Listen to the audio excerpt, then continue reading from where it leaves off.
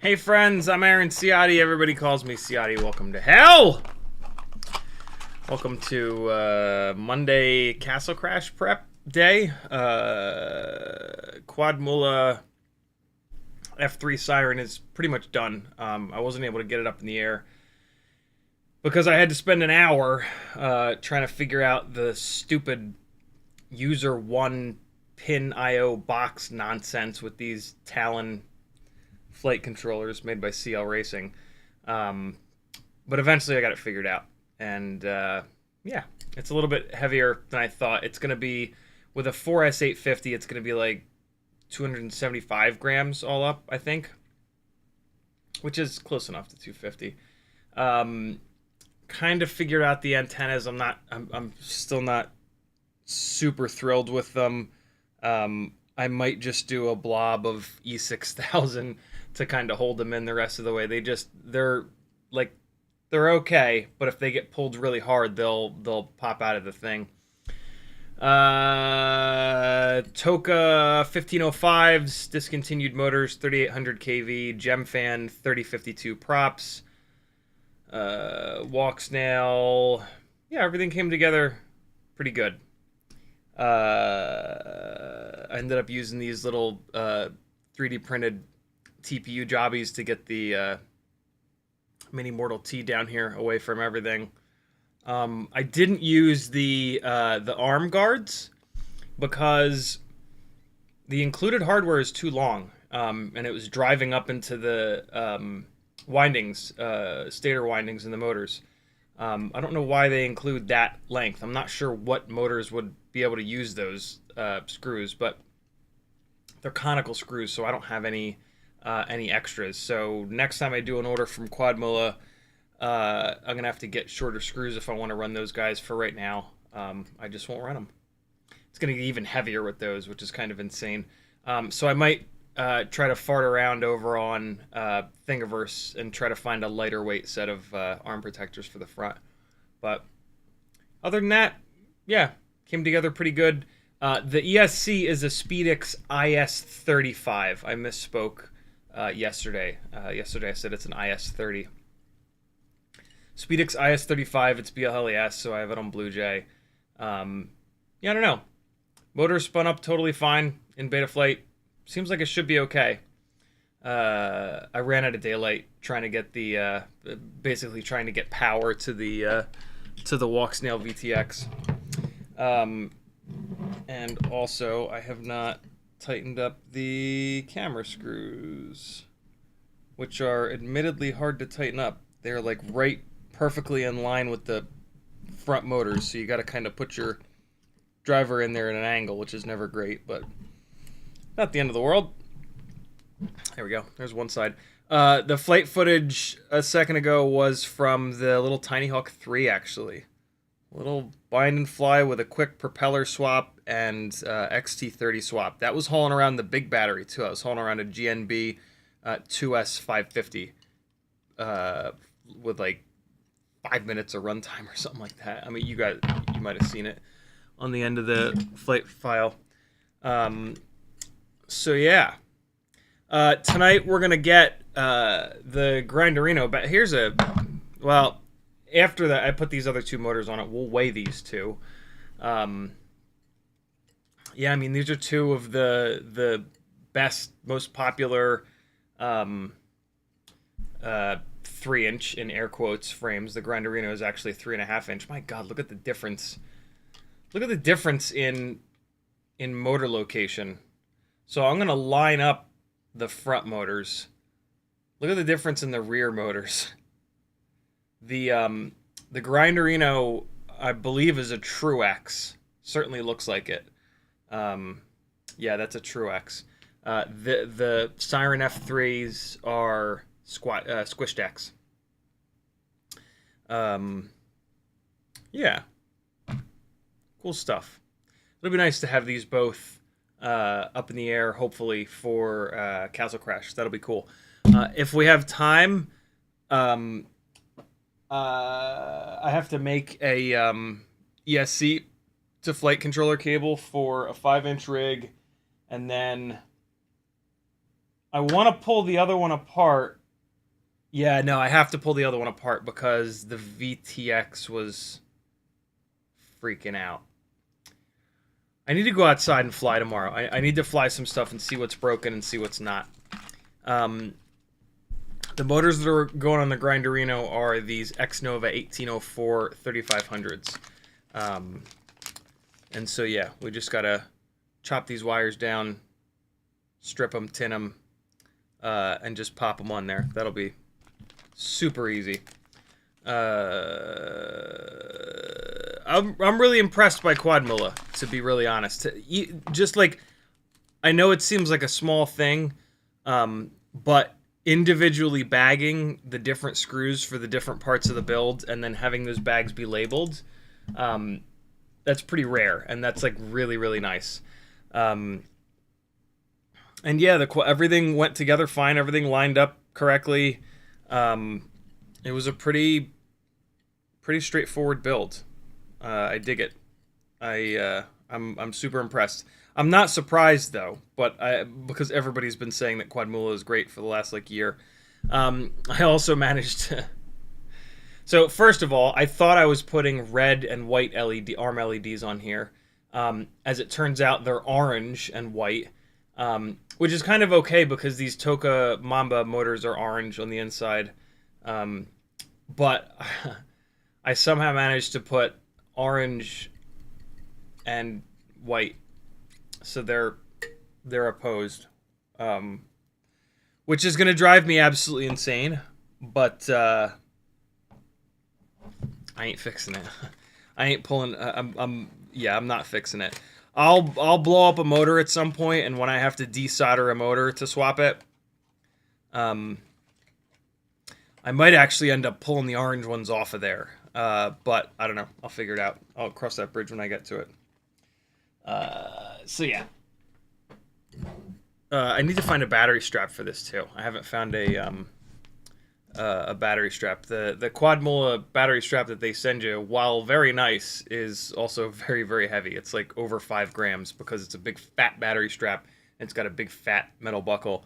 I'm sure I've got like a 1-point-something gram plastic buckle, thinner battery strap floating around here somewhere that I can use. So yeah, That'll be pretty much like the last thing that I do, though. Save that box over there. So yeah, that's the plan for tonight. Q&A, of course, as always. And is that all I put in the thing? Castle Crash prep, fixing Grinderino. What else did I put in here? YouTube, come on, man. Oh yeah, right, Betaflight setups. Oh yeah. Yeah, we won't get to the 5-inch rigs tonight. If we have some extra time after the Grinderino, what I want to do is get... I've got a couple of whoops that are almost set up in Betaflight, but not quite. And so we'll dive into that. You guys will get to see how I set Betaflight up. One of them needs to be set up from scratch. This has this wacky iFlight AIO. We'll see how that is. And then another... And then I've got the 080 2.8 rig on the Specter AIO. We'll get that set the rest of the way up and see how that thing is. That's probably what we'll fly tonight. So yeah, that's the plan. In the chat, Northern Tier was first. Doubles FPV was next. Can I get a channel? Siskel FPV, Shane and Mindy Hale FPVRC, Ram Donko, Curtis Hayes, Denzel the Terrible, Matthew Arose, Tom Johnson, Fun Per Volt, Zoe, Curtis Hayes, Denzel the Terrible, Scotty Scott, Rybread, Douglas Six, Frank Nicholas, Cactus, Andrew Taylor, Brad Mondin, Striker, Mr. Blue Sky 661, Danzilla, Kilo Zebra, JP Spen, Mr. Blue Sky, Brand Anderson, Tiny Shark, Freelojo, Hockey Rounds, Kathy McKibben, Fly High FPV, what's up, brother? Danzilla, Curtis Hayes, JP Spin, Cowboy with a Camera, Safe Zone, Four Little Pigs, Bob Bruce. What's up, everybody? Jay-Z, Brent Anderson. I think I got everybody. I'll be feeling better by Castle Crash, I promise. I'm crawling my way out of the hole that is living with major depressive disorder. So yeah, if you're coming to see me, expect normal Ciotti by this weekend. It'll be fine, I promise. Siskel FPV says, oh, that's super cool. Siskel FPV is offering up a Castle Crash pilot pass for someone if they want to go. He bought one before he decided to volunteer. So he's decided to pass it on. It's very cool of you, Siskel. Awesome. Tag Siskel in the chat if you're interested. Type at SISKEL FPV. Curtis Hayes says, broke my Grinderino arm when a T-mount prop fell off during flight. What's the best way to secure those props? Think about buying titanium M2x7 Phillips head screws. I've never really had an issue with that. My guess is that's like a maintenance item. Like you want to check T-mount screw tightness every 20 batteries. I don't know. Every time you come home, maybe just throw a driver on a couple of the screws and make sure they're not backing out. Yeah, I've never really had a hard time. You do have to be careful, though. There are certain propellers with thicker hubs than others. And so before you put a propeller onto a T-mount motor, always put the screws into the propeller and look at the bottom of the prop to see how much thread is coming through. If there's only like a tiny little bit of thread coming through, there's not going to be a whole lot for that to hang on to. You might strip the bell out, or if the prop backs out a little bit, it'll back all the way out. So yeah, these GemFan 3052s, for example, you can't run M2x7s. You have to run M2x8 screws to get enough meat on the bell. That's pretty rare. Most propellers you can run M2x7s, which are like the standard screw size for T-mount. But yeah, check that. That could be it. If you're only getting like 3/4 of a turn, and then it backs out a little bit, right? It's gone. And then I guess the other thing is like don't over tighten them, but give them a little ass. It sounds like maybe you haven't been tightening enough, so maybe tighten a little bit more. Definitely never, ever, ever, ever, ever use Loctite. because Loctite eats plastic. So if you use Loctite on your T-mount screws, the prop will explode. All 4 props will explode midair. So never, ever, ever Loctite these screws. You can Loctite these screws down here, and you should. You can Loctite pretty much all the other screws on the quad. But yeah, never Loctite screws that are going to be in contact with plastic. It's bad. It goes horribly wrong. Scotty Scott says, "What's up, Gangly Drones? Might be going to Castle Crash. I'll get to meet King Gangly Drone himself." Sounds good, man. I hope a bunch of you guys come and we can hang out. I'm mainly going to just kind of hang out. I'm not going with like huge aspirations of flying. I'm sure I will fly a little bit, and I'm going to bring a bunch of rigs, but yeah, I'm mainly going to kind of hang. It'll be fun. I'm excited. Striker says, "What's up?" Keely Zebra says, "Good evening." Tiny Shark says, "Hey." Tiny Shark also says, "You planning to make a cheat sheet for 2-inch to 5-inch, similar to the Tiny Whoop spreadsheet with motors, KV, and all up weight?" I've tried to do it in the past, Tiny.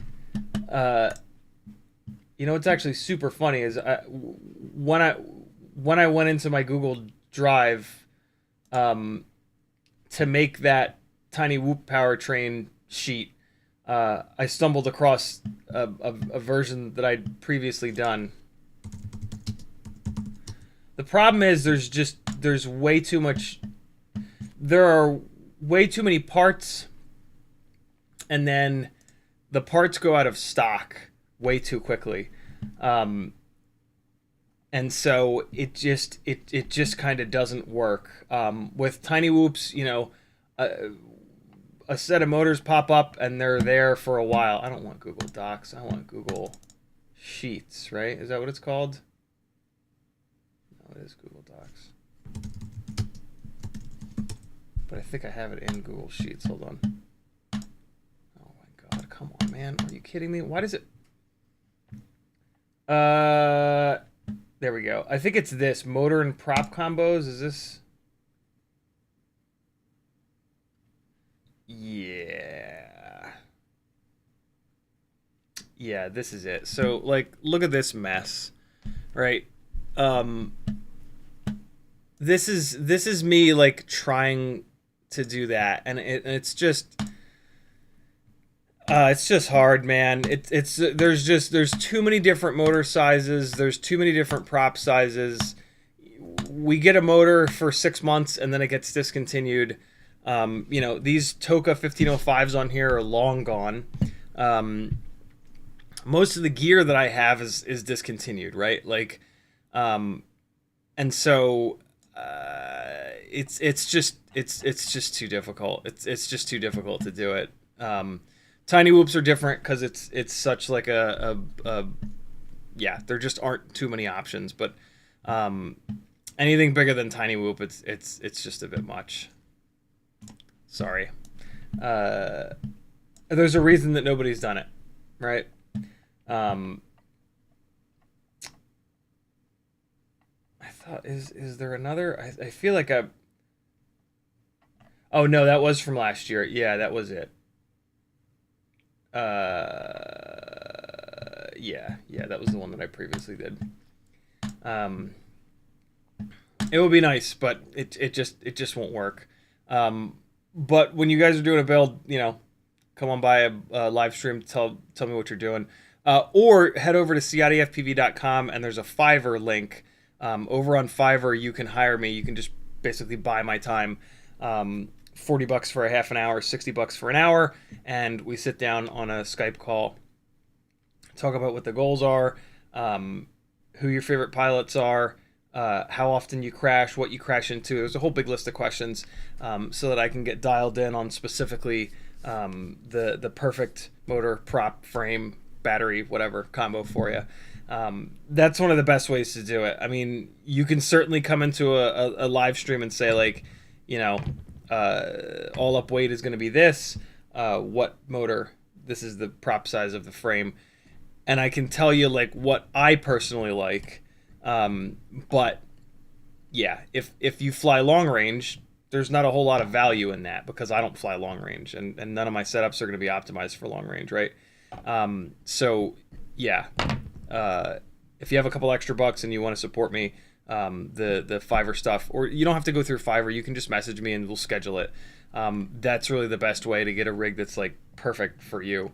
And that's why we're custom building this stuff, right? So that we can get the absolute right runtime, power to weight ratio, durability, all that good stuff. And it's hard to do that. You know, it took me many years, and many thousands of dollars to figure this stuff out.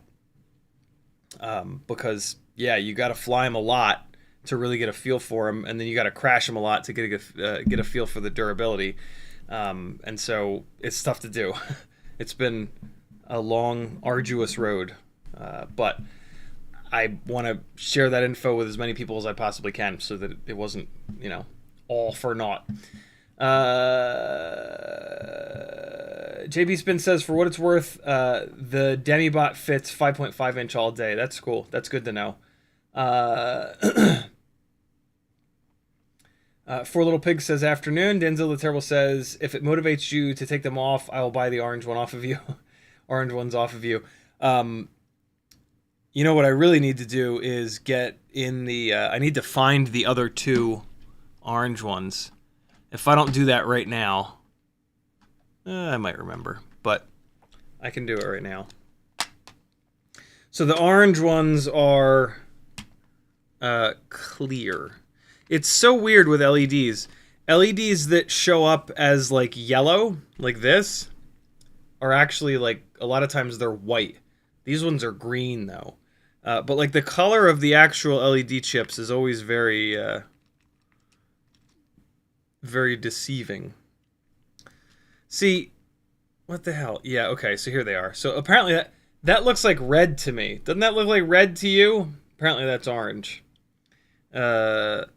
But these are the clear ones, so I'm going to leave these out. And, yeah. And I'll forget what they are. So those are the clear ones. This is clear, but it's unmarked. Maybe I'll try these. This one's blue. Yeah, I don't know. That one's blue. Blue and green? Blue and green's kind of cool, right? I don't know. I also have these ice blue.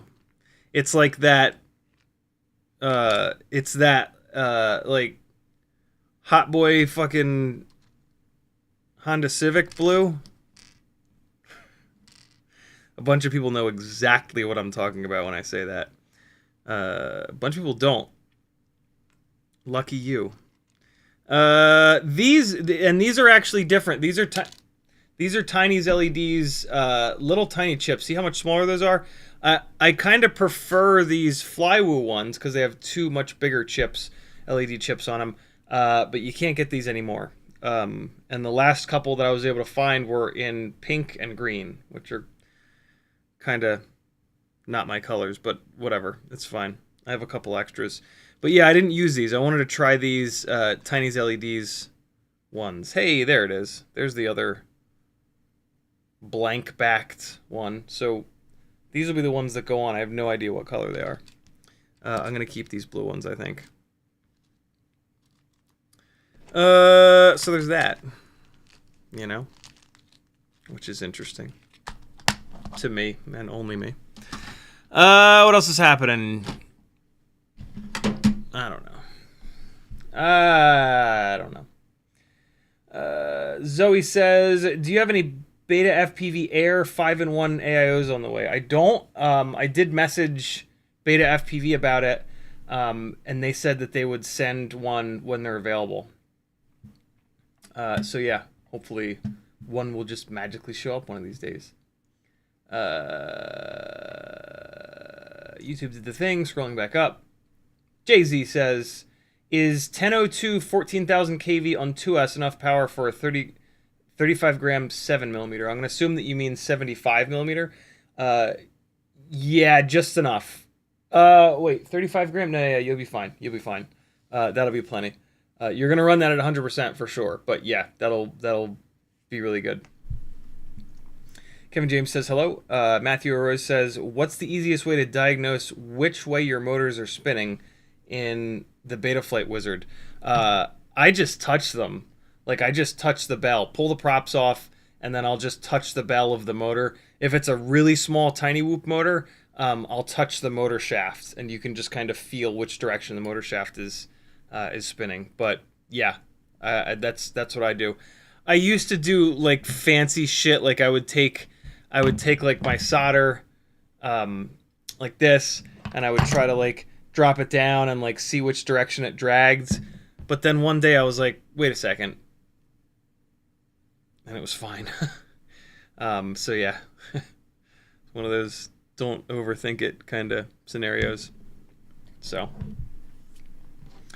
why are there 3 of these out? What is the meaning of this? Why are there 3 of these out here? What is happening? What was that? I missed it. God damn it.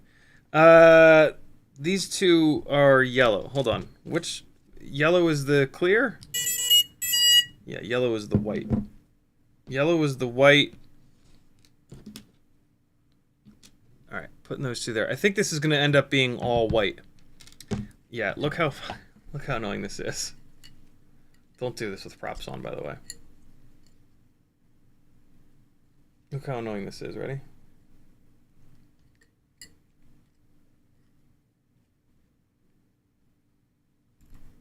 Come on, you fart. Good. I did a great job showing you. Oh my god, why is everything so difficult? Why is my brain such a piece of trash? There you go. The magic of the short stopper. Oh my god, it's tripping. Wow, it's tripping quick. Isn't that annoying? I wonder why it's tripping like that. Could be because I turned the volume up on the ESC beeper, and it's beeping loud.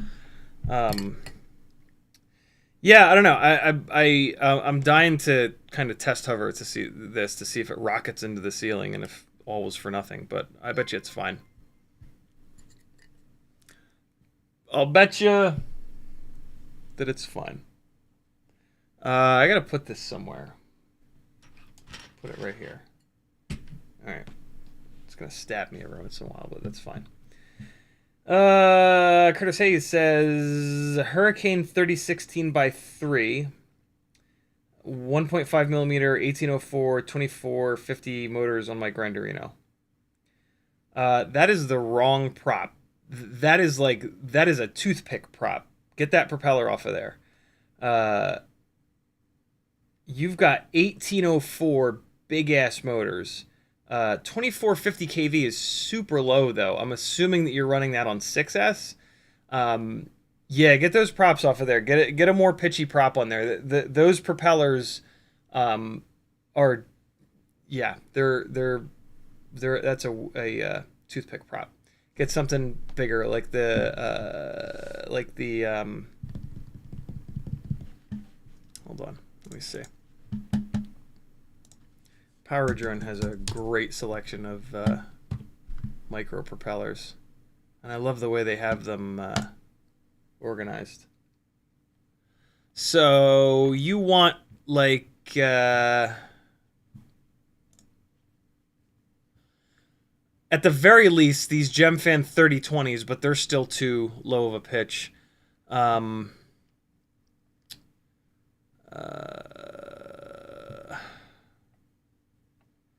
the 3-inch prop selection sucks such ass. Those motors are big enough for these HQ 3x4x3s, although these are M5 mount, and I think you're T mount.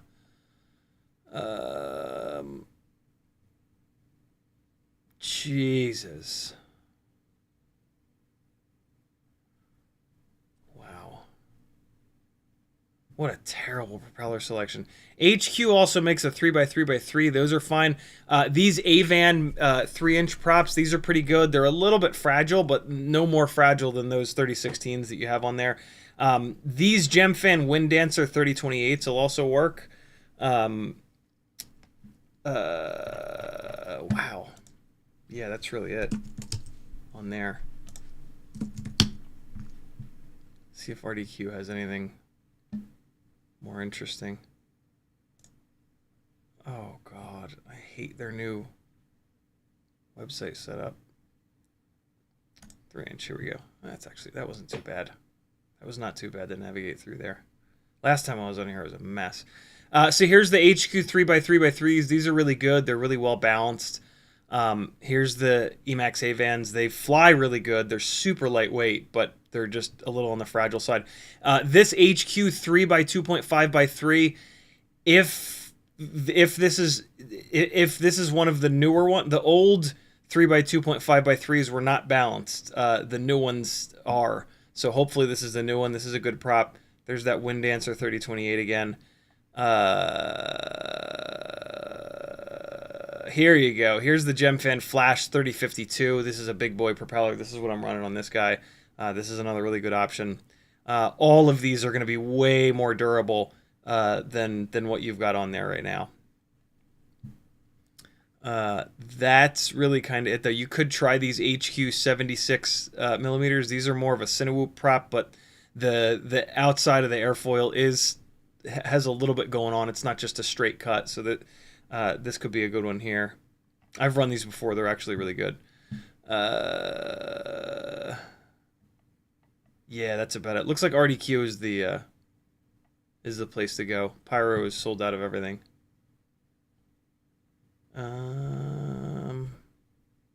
Yeah, those are the ones you want. They're going to perform way better for you.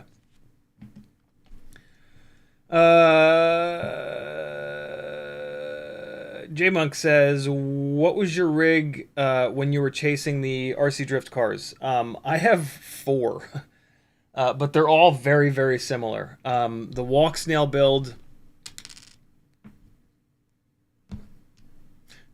Stuck to my arm. The Walksnail build is... they're all on Cockroach V3 frames because... we use the little hooks on the front of the... Well, usually the hooks are on the back of the frame, but we spin the frame around and use the hooks for the Batwing camera mount that Timmons designed, which is over on my Discord in the 3D Printing Text channel. You can... it's free. And then it's a Betaflight F4, the Cross style AIO, Walksnail Light, True RC Singularity. On this guy, I've got the Weebleed 0702 40,000 kV motors. And that's about it. Gemfan biblades. That's about it. The analog ones are pretty much exactly the same build, but lower kV 702s. And then the one of them is a Module 6 2024 transplant. The other ones are 2G4, the old school Happy Model AIO. And then I have different cameras on each one. I'm kind of playing around with which camera is best. FXT camera looks fine. BI camera looks fine.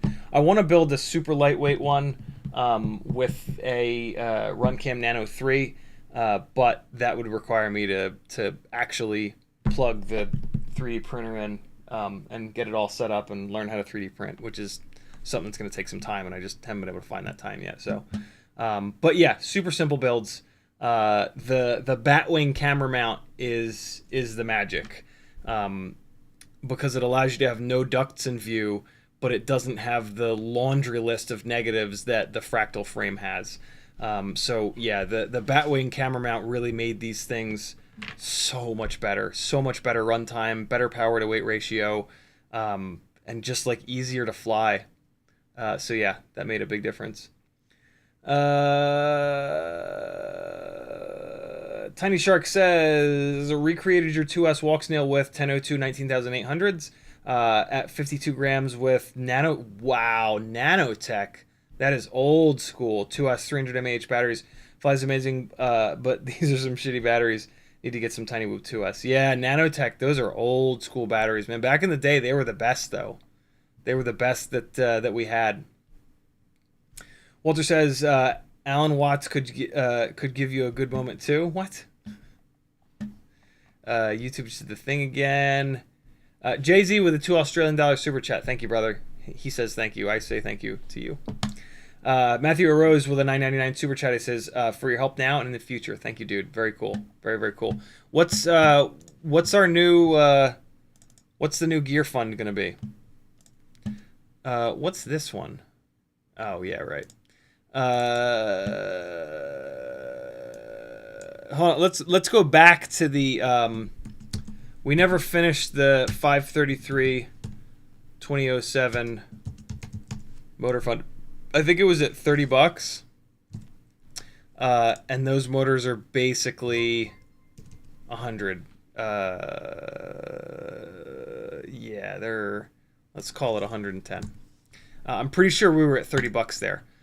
So, whoa, that looks silly. Hold on. There we go. Oh, for fuck's sake. There it is.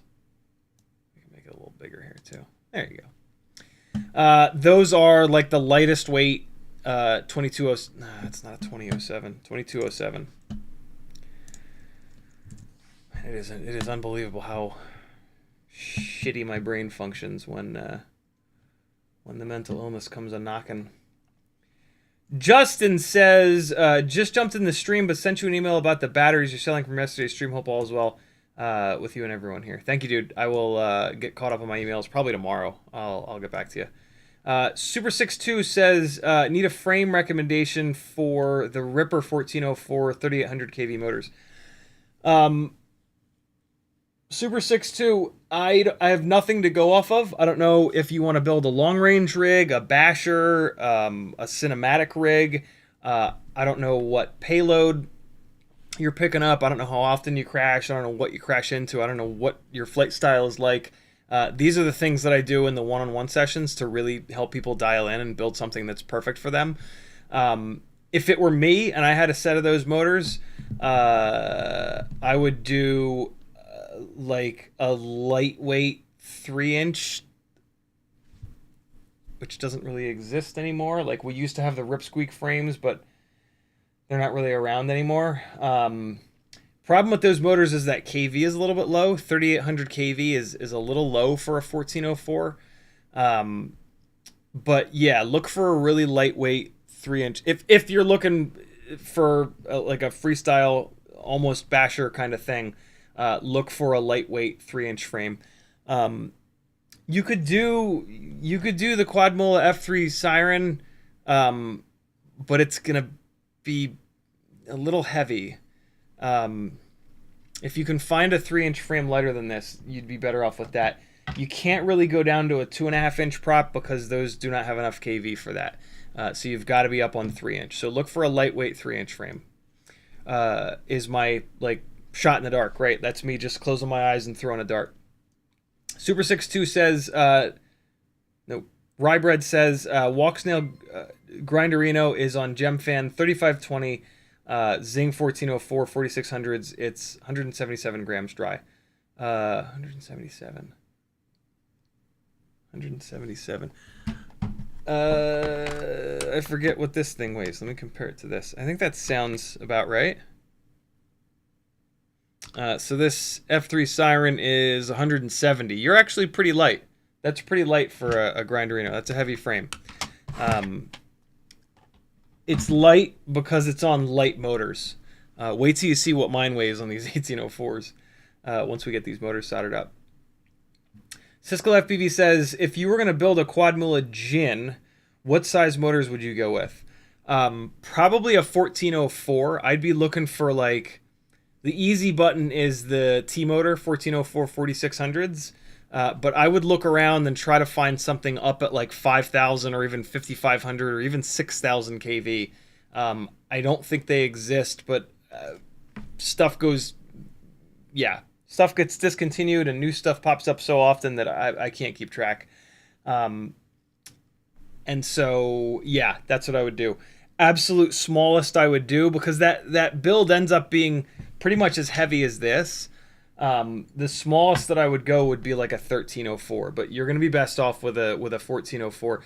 If you can find a 1304 at like 5,000 or 5,500 or even 6,000 kV, you can pull that off. I'm gonna do a Jin build one of these days. So yeah.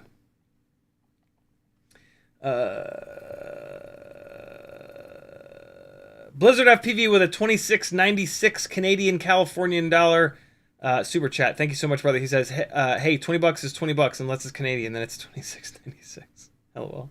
Thank you, Blizzard, man. Very cool. Very, very cool. Blizzard also does a 2 Canadian Californian dollar super chat. He says 1993 plus a 2 uni. What's a 2 uni? And what how's this math working out? 1993? What's the... I'm confused, Blizzard. I'm confused. Tag me and tell me what 1993... Oh. 1993 as in your previous... I got it. I'm slow. My brain is very smooth. Thank you, dude. Very cool of you, Blizzard. Thank you for supporting the insanity. Speaking of, CiottiFPV.com is the simple little Linktree website that I've got where you guys can help me out. Here's the stream schedule for oh, Jesus fucking hell. Patreon helps me out the most. Etsy has some fun stuff you can buy, as does Teespring. Here's the Fiverr link where you can work one-on-one with me. I'll help you fly better, tune better, build better. And then all these affiliate links. Replace your bookmarks with affiliate links. They don't have to be mine. Just use someone's. Use an affiliate link every time you order on the internet. You'll help somebody make better content and more of it. And then that'll help you because you'll have more shit to watch on YouTube. CiottiFPV.com. Half-Baked says, are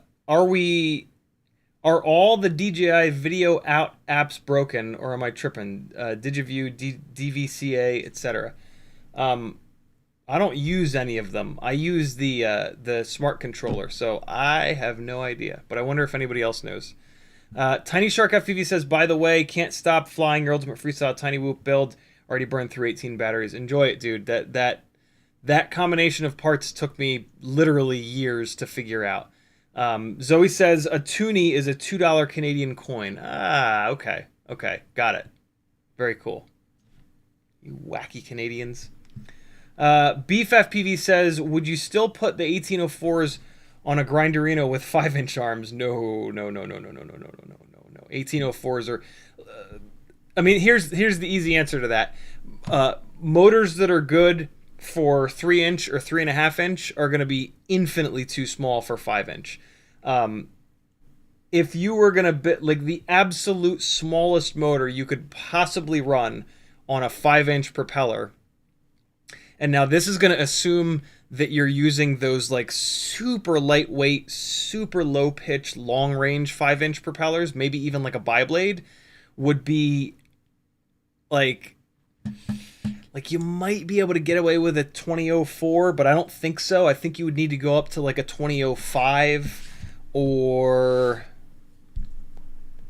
like a 20th like the FPV cycle pancake motor maybe, which is like what, 2304 I think. But yeah, 1804 is not even big enough for 4-inch propellers. On a 4-inch propeller, a 2004 is bare minimum to be able to control the prop and give you something that flies half decent. So yeah, 5-inch. Every prop size has pretty much a specific like window of motors that are going to be right. 5-inch rigs with like regular 5-inch builds, right?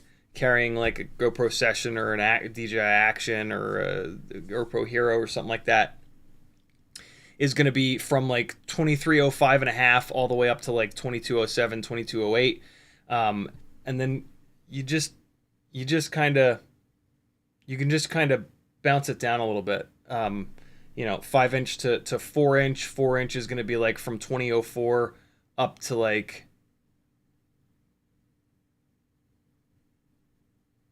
2305 and a half. You wouldn't need to go that big. And then 3.5-inch is like 1804, 1604 kind of territory.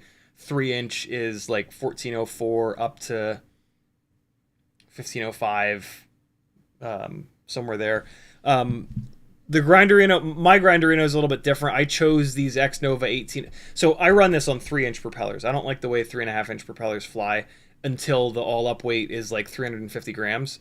I'm using these motors because they're so durable, and like that's the point of this build, is just to batter the living shit out of it. And so yeah, these motors are a little bit too big stator size wise, and the KV is a little bit too low. But yeah, again, the ethos behind a lot of bot grinders frames is to bash the shit out of them, and these motors have been like almost indestructible over the last like 4 years that I've run them on all kinds of different stuff. So yeah.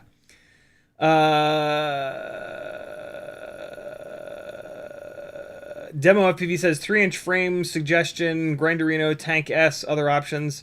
At the moment, it's the Quadmula Siren F3, either split or non-split. It doesn't really worry. It doesn't really matter as much. There aren't a lot of 3-inch frames out there. This is the one at the moment. Also, the Volador, that 3-inch Volador, and then just throw all the heavy ass TPU away. That seems to be a good one. Zoe says, "Hey, did you get a package shipped out? I'm so sorry. It's right here. It'll go out tomorrow. I apologize, but it is sitting right here, and it's ready to go. I'm gonna move it a little bit.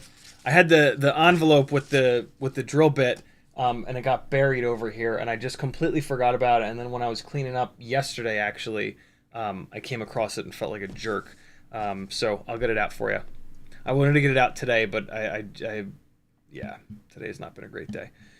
Striker says, "I think the FPV Cycle 1606 is the peak 3.5-inch motor. I'm excited to try it when I get it." Yeah, I'm worried about those being incredibly notchy.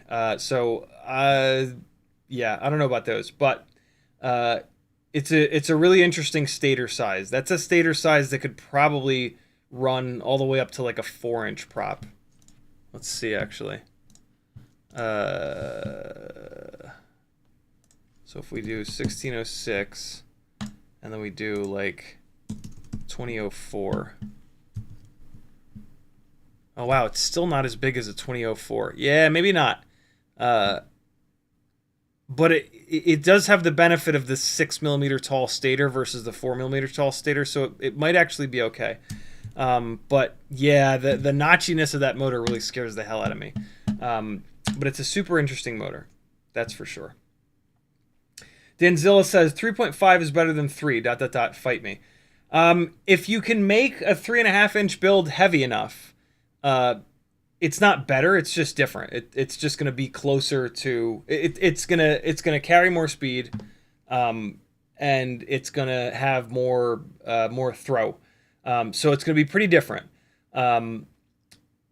But yeah, like a 3.5-inch rig below 300 grams, I don't like it at all. It's like a toothpick. Like it just has very little momentum. Sure, it's efficient as hell, and it's got mega power, but you know, so are toothpicks.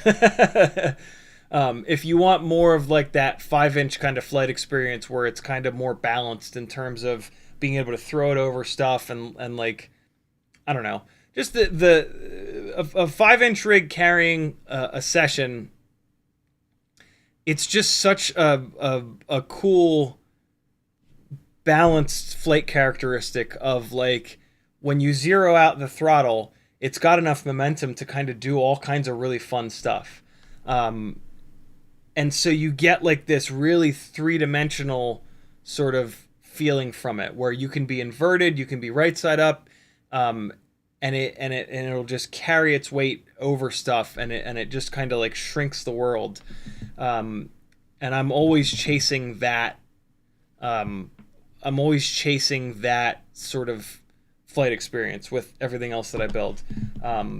And like one of the most exciting things is when I was able to get the tiny whoop somewhat close to that, to where like inside the house, right? Like I can put the tiny whoop over there by the dive tunnel, and then bring it out, go full throttle, and hurl the fucking thing all the way across the room, right? Like that's like that's it, right? For like this room, and like this is I mean, it's not a big room, but like this is a, you know, normal sized room, I think. That's kind of perfect, right? Like being able to be off throttle for the majority of the room. Like you got to really throw it into that, right? Like I'm on the ground and then I'm going full throttle as long as I possibly can, scraping the ceiling, right? So like I'm min-maxing what I can do, but that's kind of perfect, right? Like if you're going to min-max like that motion, that like full throttle throw motion, if it will then cover the entire room, like that's sort of perfect. That means like you don't need any more, you don't need any less, right? Like that's kind of right in the window. And so yeah, it's magic.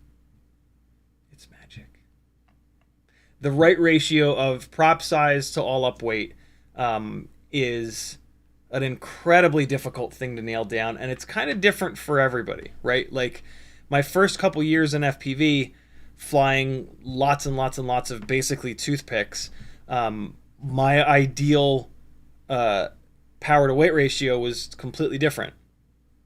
As I flew more and sort of matured as a pilot and got better, that changed drastically. And then like the first time I flew a 5-inch rig, at like, I think the first one I ever built was like 590 something grams. It was like, oh, got it.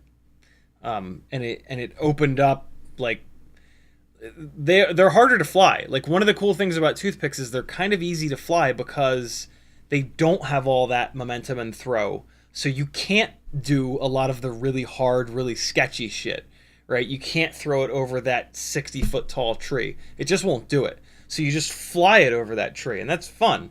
And then it's got the propellers are so big and the weight's so low that like you turn it and it pretty much turns. Like not quite as good as a whoop, but yeah. So they end up being like very accurate. They don't have like that momentum when you turn that you have to kind of deal with. And so, yeah, there's that.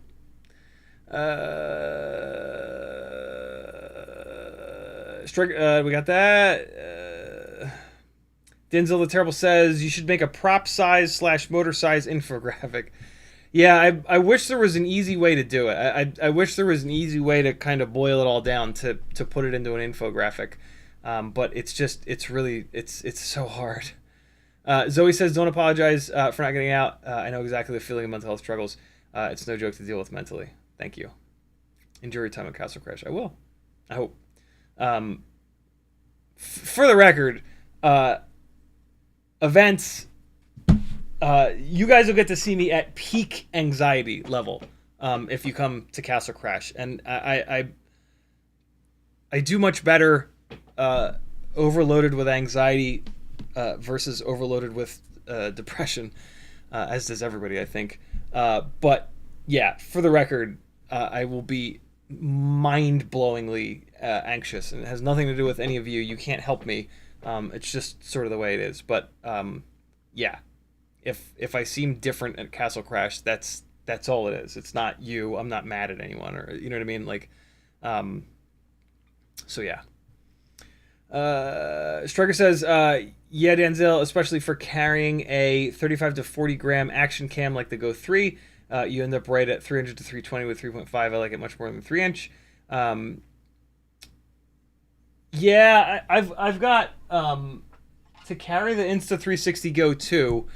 This Rip Squeak build is really good. This is actually also on the Toka 1505s. But the Insta360 Go 2 is only 26 grams. So yeah, up over 30 grams. 3.5-inch rig might make sense. I mean, there's no right or wrong answers. Like if you want more float, more power, less off throttle momentum, and more efficiency, 3.5 is going to do that. So yeah, it's all about dialing it in specifically for you know what you're looking for. Striker says, what do you think about 1506? Is it too tall? Does it get hot like 1507? It's getting close to 1507, so yeah, it's going to start to get kind of warm. 6, 12, 18, and it's only 15, right? So it's like 2.5 to 1 width to height ratio. So yeah, you're getting into the danger zone. But depending on how you fly, you might be totally fine. Striker also says, I think power to weight ratio is subjective within a certain range. 5-inch rigs at 580 to 780, anywhere in that range is personal preference to what you like. More throw, the heavier you go. It's one of the reasons I always recommend you get motors that are a higher kV than you need, because then you can turn it up, you can turn it down, you can dial it exactly in to where you want it. Walter says, please stop your excuses. It builds you. Never. I will never stop my excuses. Denzel the Terrible says, 247 gram, 3.5 with 03 and no action cam, flies like a dream. I respectfully disagree with CiottiFPV. Everyone has their own likes and styles. It's all cool. There's nothing to disagree with or agree with. It's 100% personal preference. So yeah, there's it's all about what that's one of the reasons that I've chosen to do live streams, is so that we can have these discussions, so I can tell you guys, here's the differences. Pick your own. And it's why I tend to not answer questions of like, what's the best motor for a 3-inch rig. Because my idea of the best motor is going to be totally different than every single other human on Earth. Not every other, but some of them.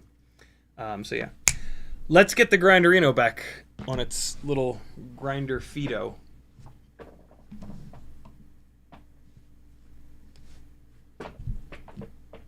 I apologize. That was gross.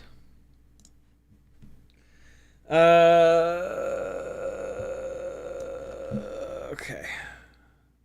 Just pull the chat over here so I can see what's happening. All right. So the arm LEDs are already on here. Got foam feet on the front, but not on the back. That's awkward.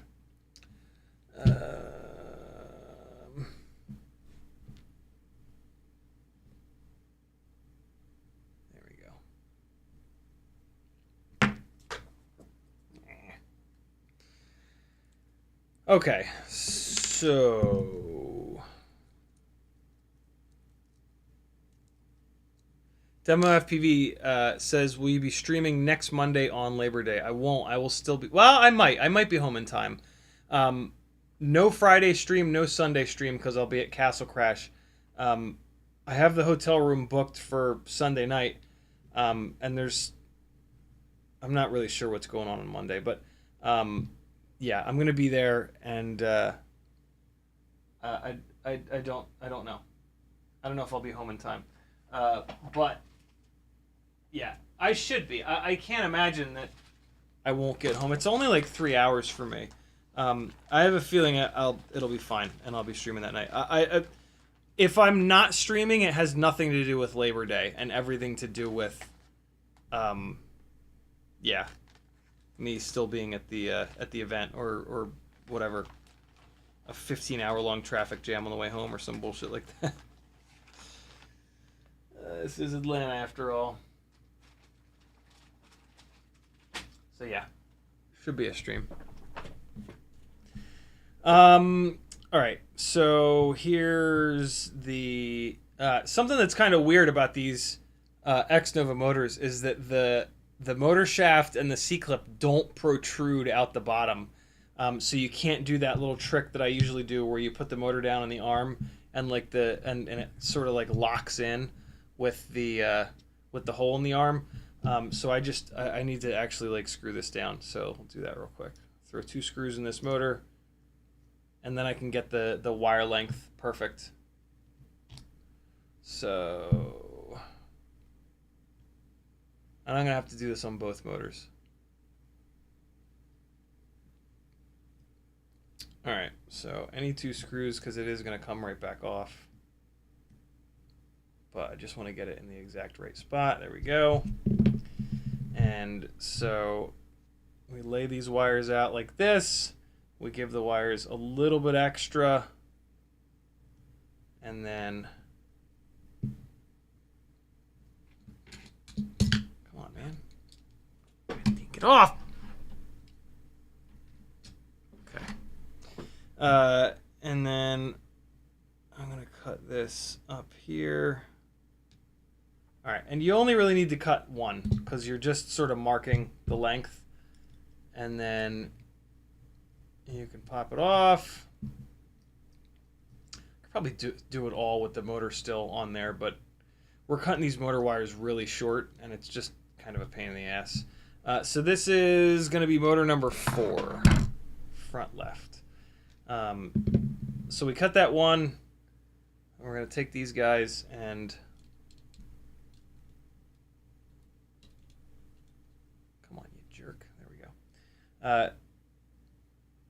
Hold these guys nice and straight and cut the other 2. And then we're going to strip them. These motor wires that Xnova uses are really skinny. Everybody else uses significantly thicker motor wires, but I don't know. Maybe Xnova has it right and everybody else has it wrong. The pads are pretty big on these arm LEDs, so I'm going to strip the appropriate amount off. I am using my fingernails again because they're no longer hurting from doing a full set of motors and a full set of race wire LEDs on the Siren F3. Right.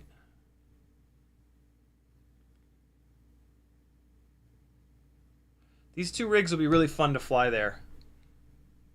Nice lowish, the lowest digital latency possible with still good video quality from Walksnail will be great.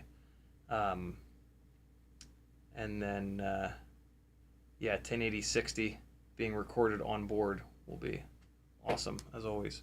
Right. So let's get this guy going here. We got it stripped. I forgot to turn on the soldering iron. That's super annoying. While I'm waiting for that to power up, let's grab the other motor and put it on the rear arm. Get it all measured up. All right. And there and there.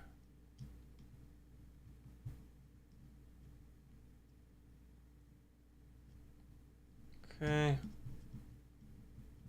Come on, get in there. Oh, there it goes. All right. And get this guy on here. Just push the wires down just to create an extra little bit of slack. And then when you cut these, just cut them a little bit too far down the length of the wire, just to give yourself a little bit extra. Got that. This thing was a blast to fly at Rampage. I think that might have been the first time I put it up in the air. It was a little bit down on power just because the KV is kind of low on these. But one of the motors was also kind of banged up, so I don't know. It might have had to do with that. I'm hoping that it's got a little bit more power. But even if it doesn't, less power in some cases, like, you get a lot of extra throttle resolution from low power builds, and like if you get used to them, you can still do lots of fun shit. And if this is going to be like a basher, like, I don't need to be throwing it over big trees, right? So it shouldn't really matter all that much. That's not true. It'll matter, but like I'll be able to get used to. I don't know what the hell I'm saying. Lower power to weight ratio rigs are fine, is what I'm trying to say.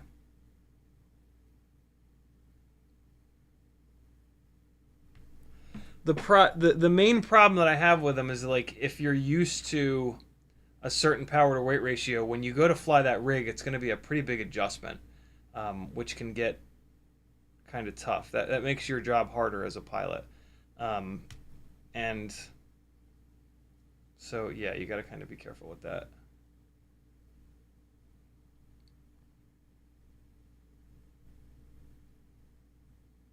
But again, like for a basher, the lower power thing might actually be good. Because if you're going to be flying it in like bashy kind of spots, those tend to be sort of technical, you know? And there tends to be like a lot of stuff going on. All right, I got to keep these motors straight because they've been specifically cut down for each arm. So motor 4 is on my left, motor 3 is on my right. Yeah, come to think of it, there were actually 2 motors that were jacked up on this rig. One of them I completely killed on a metal beam, but they were like on their way out, both of them. So hopefully with these 2 replacement motors, this thing will fly a little bit better. Have a little bit more power, basically. J-Monk says, I have a DJI V2 goggle. Is there a way to view the flight sims through my goggles?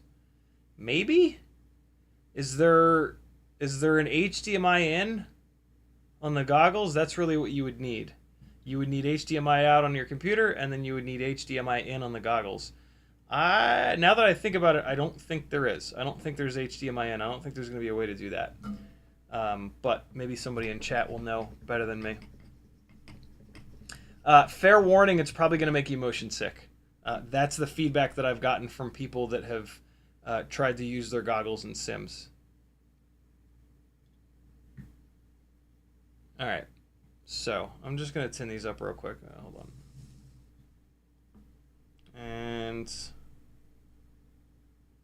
when you're tinning wires, you want the soldering iron to be on one side of the wire, and then you're trying to push the fresh solder from the other side of the wire.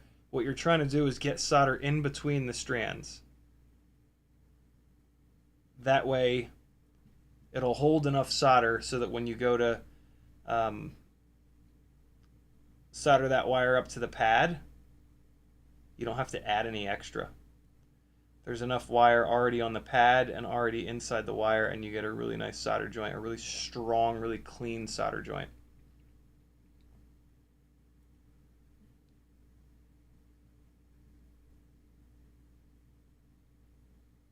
Come on. Pick up this little bit of solder here. Drop it off over there. All right. We are tinned. Motor 4, motor 3. All right, motor 3, motor 4. I'm just gonna start wearing the fucking nerd goggles for everything that I do. It just makes everything so much easier, not just tiny loop stuff. You can just see what you're doing, which like is great. Like, it's really nice to see what you're doing. Imagine going to work with like a fucking blindfold on. Like, how good of a job would you be able to do? Some jobs you'd be able to do fine, but you know what I'm saying. All right, we're gonna go center wire first. I've been doing this a lot more. Going in the middle first, but I'm gonna get a little bit of flux going here.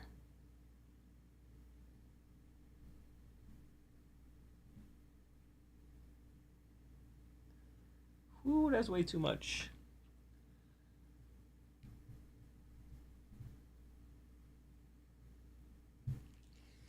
All right. A little bit too much, but it's fine. The world's most beautiful solder joint. Gotta come down at kind of like a steep angle to prevent from hitting the flux on the other wires.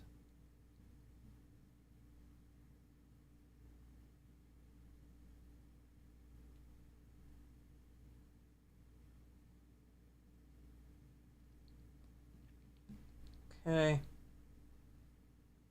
Yeah, no, I can't quite get it. Sometimes I can just kind of move the wires around just enough by holding onto the motor, but problem with that is when you're letting the solder cool, a lot of times you can't hold the wire perfectly steady, and that's no good. That's how you create cold solder joints. So do it the right way. Grab your tweezers. Get a better quality joint.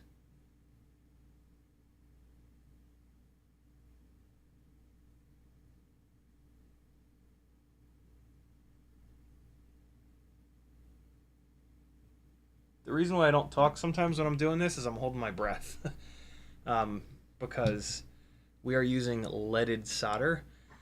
And like it's fine. We don't work on this stuff all day every day in a factory, so like we're not getting enough exposure to really make a difference, but still, like it's not you don't there's no reason to just inhale this shit. Like sometimes I'm also trying to stay still.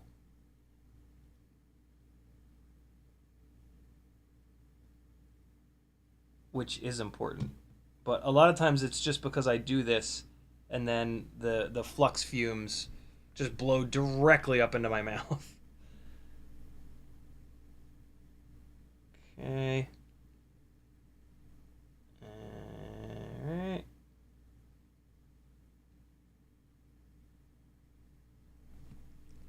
No big deal.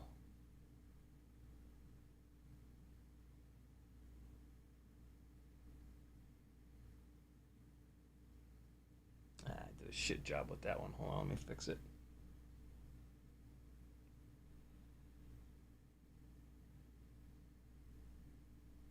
Much better.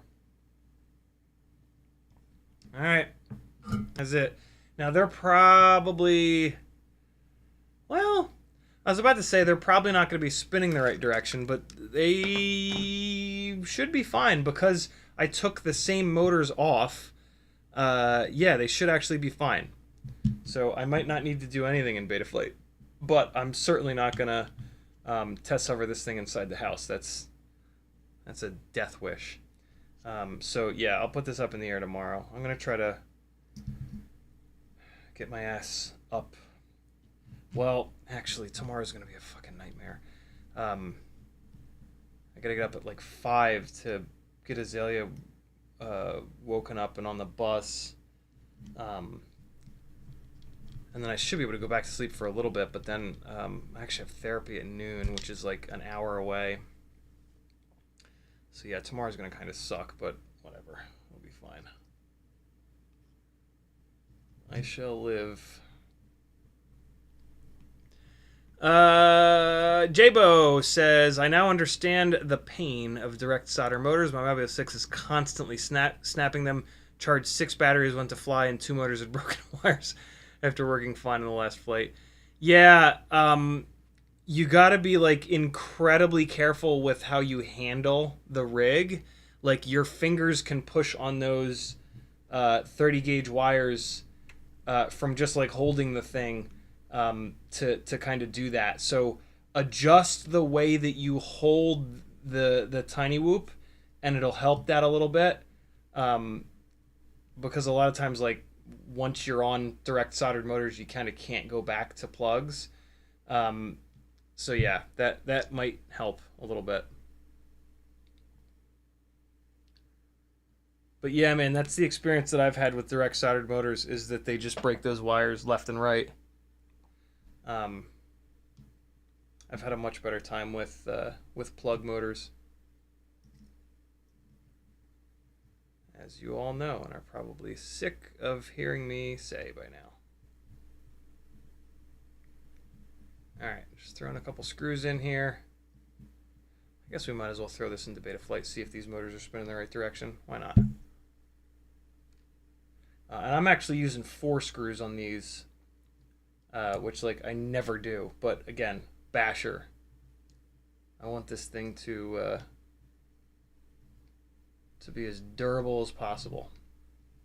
And also, like, I want to test the shit out of this frame, right? Like, this frame was built to be super beefy, and so let's really hammer it and see what happens. It's always nice to have builds that are durable enough where you can like really fly them hard. It's yeah, it's nice. All right, I cut these wires a little bit too long. This is kind of ugly. I'm going to pop this arm LED up and move it forward just a little bit. I hate to do this, but yeah, I cut these leads too long for sure. All right, so just a little bit. That's better. And hopefully that VHB is still sticky enough. There we go. Grinderino is back on its little fetuses. Cool. Let's throw this into... I gotta get a better antenna mount set up for this. I mean, this is kind of fine. These little zip ties are kind of okay. They're doing what they need to do.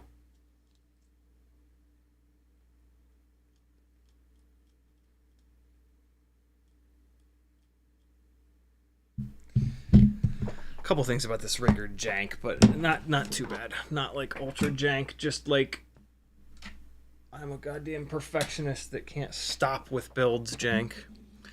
I'm not gonna keep these little wires. These little extra X-Nova wires can go to hell. They're very thin. I don't like them. Wish they were a little bit bigger. Don't we all? Alright, let's see. Just out of curiosity, let's see what direction these motors are spinning. And let's make sure that they spin up.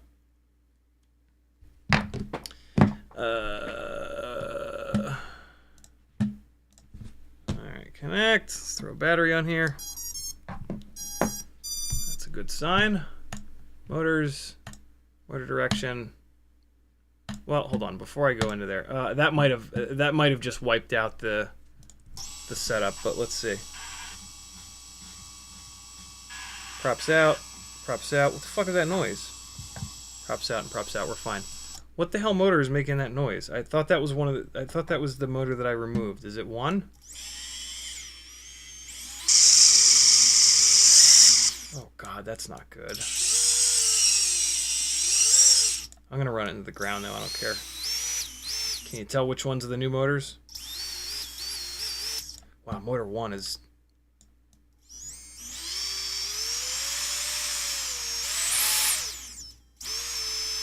It's actually a little bit better now. Ugh. Yeah, these motors 1 and 2 on this rig have seen some shit. They have seen some shit.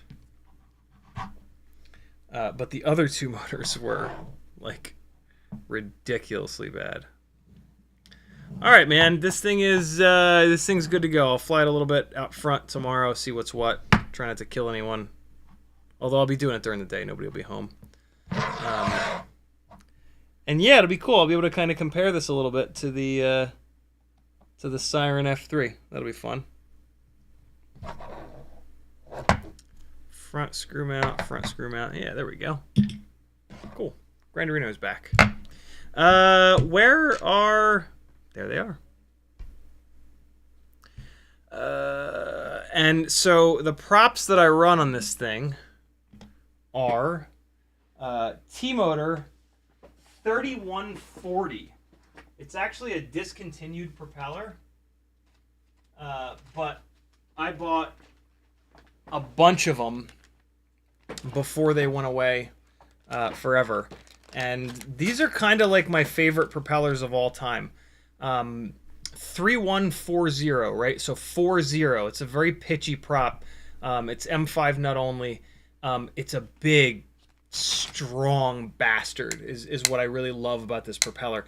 In here, between the hub and the blade, is super strong. And this is typically where like most micro propellers suck, and they just fold like a cheap suit right up in here. But yeah, this is a very, very strong propeller. And so paired with a basher rig, it's kind of perfect. So yeah. They don't make nearly as much power as 3.5-inch propellers do, but they are way stronger. Way, way, way, way, way stronger. And that's what this rig is about. Being strong. So yeah. They used to make them in smoke crotch gray and red, but unfortunately the only ones that I could find after they'd been discontinued were these blue ones, which kind of look like shit, but whatever. It's fine.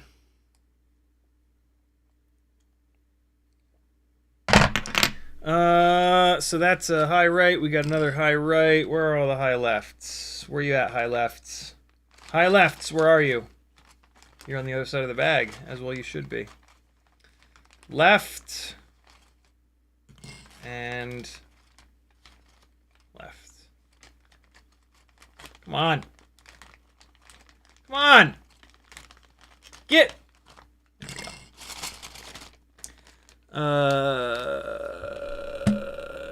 Let me get the chat over here and we'll get caught up. Cole Power says there's a way to do it on WTFOS. It streams H.264 at 120. I think was that in reference to using DJI goggles for the sim? If so, very cool. Oh, there's a little dog down here. Little dog did awesome at the dog park yesterday. He was being a good dude. He would bring his so he's obsessed with round things that are roughly the size of. He's obsessed with tennis ball sized things. And when we go to the dog park, there's like tennis balls everywhere. And he would chase the tennis ball down. He'd lose his mind. But then he would bring the tennis ball to other dogs and to other people and drop it down in front of them. And like it was absolutely adorable. The funniest thing was him bringing it to other dogs as if they're gonna throw it for him. But yeah, he was really, really good. He was really, really, really good at the dog park. This is the first time this is the only the second time we've had him to a dog park. It was the first time there was more than one other dog there, and the first time that we went to the dog park, it was another schnauzer. It was another mini schnauzer. This time there were like 5 other dogs there, and he was just so good, man. He's just a good dog sometimes. He's very annoying sometimes, and like when he doesn't get his way, like he really lets you know about it. But man, he's just a good dude. I brought the long line and his choke collar in case he was going to be a pain in the ass. Actually, Maggie grabbed the long line. But he was good. He was totally fine. I still do need to get his little ass out in the front yard and just teach him to come, and just simple stuff. Teach him that basically associate no with a little bit of pain. He's never had that association, so yeah. But it's been just mind-numbingly hot, and the mosquitoes here are absolutely ridiculous. So my motivation to do that is very low. But as the weather gets better here, I'm gonna be doing that to get him trained up a little bit. I hope he doesn't. I don't know. I know, like, the dog trainers say it's good and like they need to respect you, but like I don't know. I hope he doesn't like not love me after it, because you have to fucking hurt him to associate pain with the word no. But if it does, it is what it is. It's important because like if we let him, if we open the front door and we're not looking, he'll run out and he'll just go. He will just go all the way down the end of the street towards the highway. And like, that's an absolute nightmare.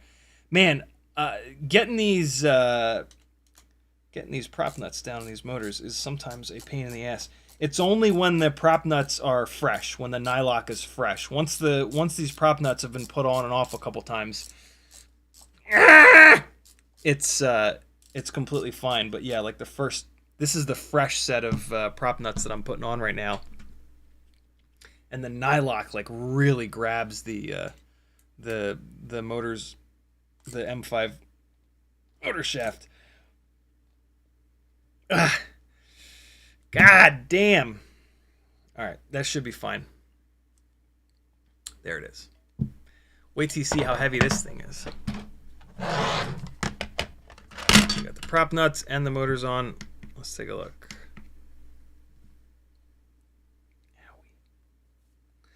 Grinderino with Xnova 1804s and Walksnail. Oh god. 205 grams. It's so fat. With a 4S700, which is not the battery that I run on this. Oh boy, it's 292 grams. 292 on a 3-inch propeller. So yeah, Grinderino, 205, F3, 170. Man, what a difference! What a difference! But I mean, look at them. The Grinderino is way bigger. I guess not way bigger, but it's quite a bit bigger. I mean, it's a 3.5-inch frame, right? This is a 3-inch frame versus a 3.5-inch frame. The Quadmula, I mean, it's a big, as far as like the center sections. Wow, the Quadmula is actually longer in the center sections, right? So if I line up the front here, if I line up the front of the frames, if you look at the back of the frames, the Quadmula is actually a bit longer. You got to ignore these TPU pieces. The Quadmula ends here. It looks like it's about a 1/2 inch longer, the Quadmula frame. I think that's because they add a little bit here in the center standoff behind this, in between the stacks for the capacitor. Yeah, on the Quadmula frame, the 20x20 stack and the Walksnail VTX are much closer together than on this guy. It's interesting to see that difference play out there. Front end of the frames are pretty similar. If you like line up the frontmost standoffs, yeah, the front ends of the frames are very, very similar. Interesting. Two totally different sort of like design philosophies accomplishing the exact same thing. We'll see. I'll be super interested to see how the Quadmula holds up. Rybread says, is a TS101 too small to be on my main soldering iron? If so, do you have a brand recommendation? It's not. The TS's, a lot of people use the TS100s as their main soldering iron. It's a great soldering iron. For me, I have big long fingers and it's a little small for me. I would not want it as like my main. There's a Hacko. Where is it?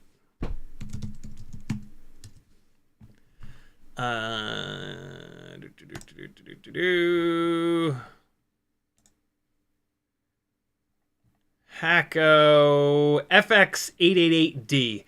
This is like the best value. This is an absolute no-brainer. Wow, that's. I thought it used to be $80. My iron is a Weller 1010, which is actually cheaper. What the hell? This Hacko used to be a lot less than this. I don't know why this is so expensive now. I went with this Weller 1010, which was more expensive because this is very similar to my dad's soldering iron. And I have a lot of memories growing up of... It's funny. The main memory that I have of growing up in terms of my dad's soldering iron is this. Ready? That sound. That is the sound that the Weller soldering iron makes when you put it into the little stand. It's probably very similar to the Hacko and or any other soldering iron that has this type of a stand. But like, yeah, there's nostalgia in the Weller 1010 for me. It's a great soldering iron. There's absolutely nothing wrong with it. The Weller probably does something better. But Yeah, I'm sorry. The Hacko probably does something better, but yeah, there's not a single thing wrong with the Weller 1010. It's been great to me for probably about a year and a half now.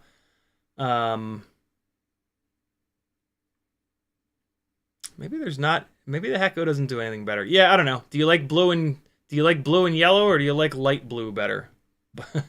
they're yeah, they're both good.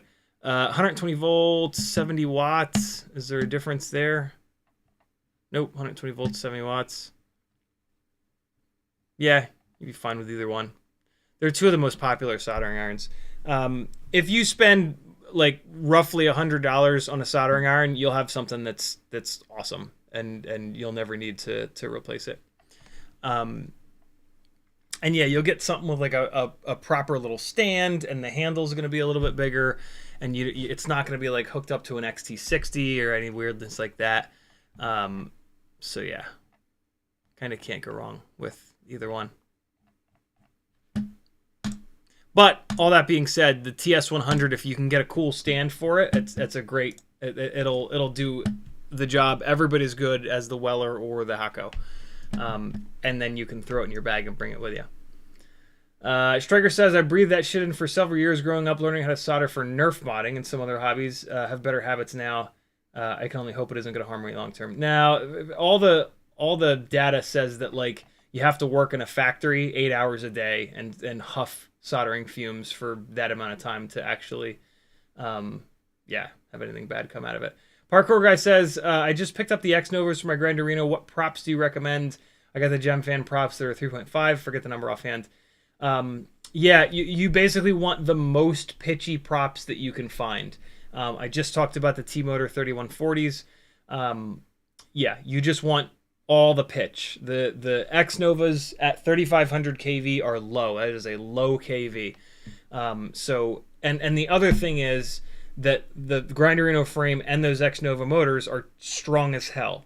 The more pitchy the propeller, the stronger the propeller. So like Gemfan 3052, if you can find these T-Motor 3140s, and then in the 3.5-inch world, I haven't looked at 3.5-inch props in a while. 3 to 3.5. And let's do that. Wow, Pyrodrone's propeller selection is just worthless. What the hell happened? They used to be my go-to for props. These Gemfan 3525s are fine. Come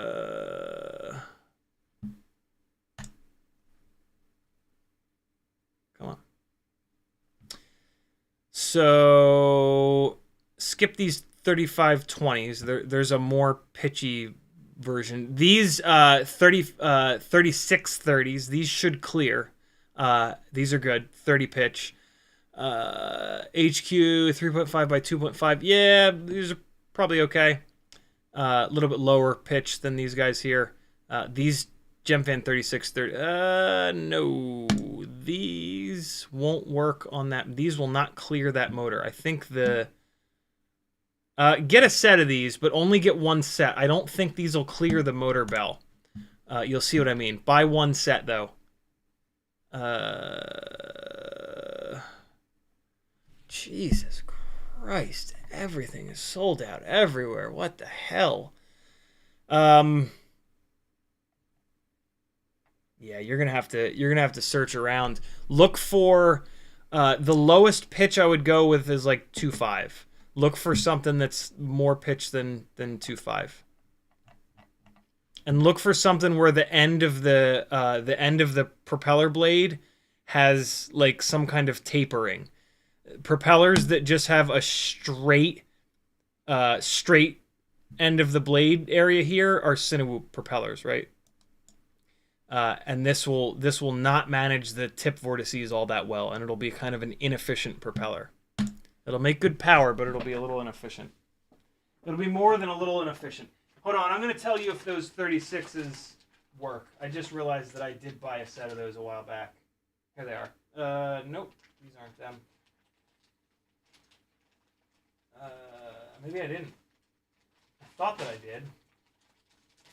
Could have sworn that I did. But yeah, you're looking for pitch.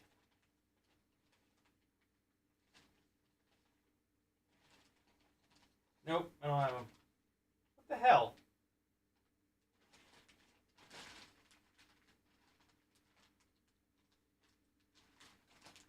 Well, I tried.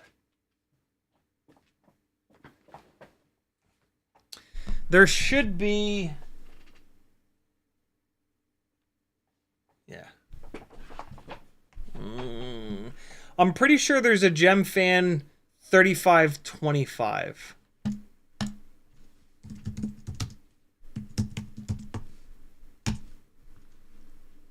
Isn't there? Yep, there it is. I knew it. Yeah, these are good. Don't get the Gem Fan 3520s. Get the 3525s. That'll take advantage of those motors a little bit more. Yeah, there you go.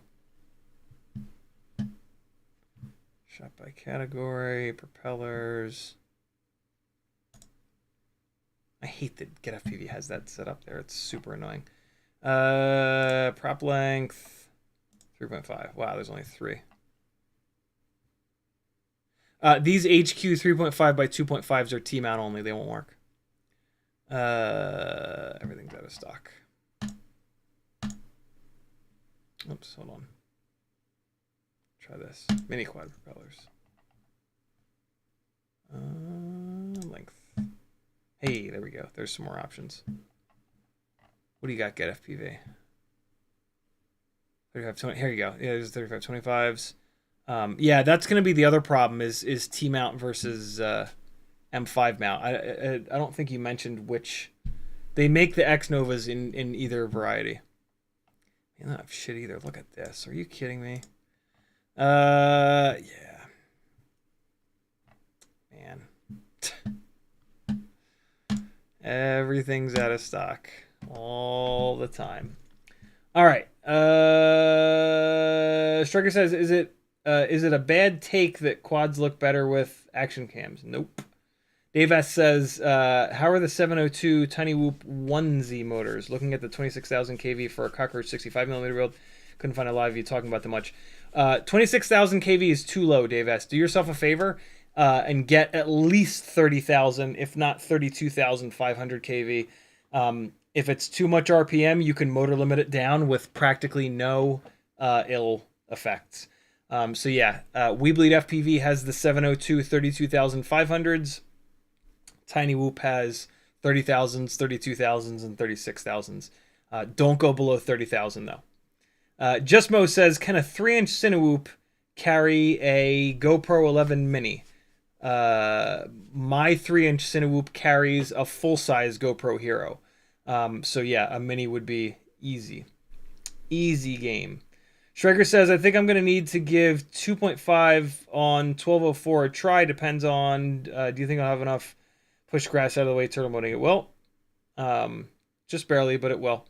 I would go 1304, though, for 2.5. If not, I'll think to stick to 3 and 3.5. Walter says, did he tell other dogs while knocking Auf Machine our Teddy?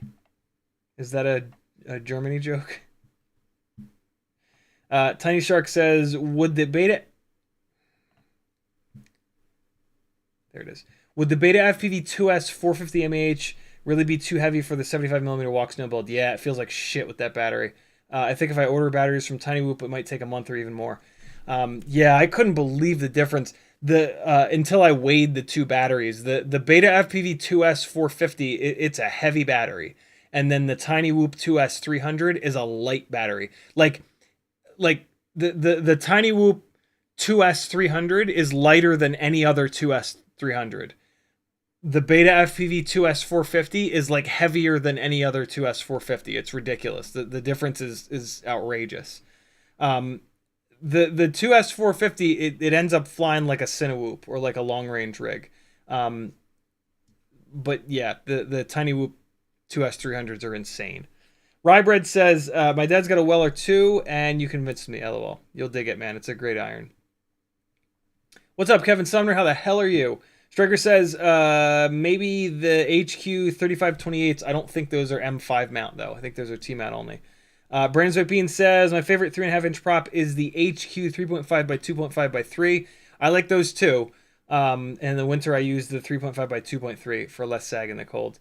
Yeah, those are good if you've got motors that are T-mount. Parkour guy says, I ordered the 3520. They'll be all right. They'll work. And then the next time you do an order, get some of the more pitchy ones.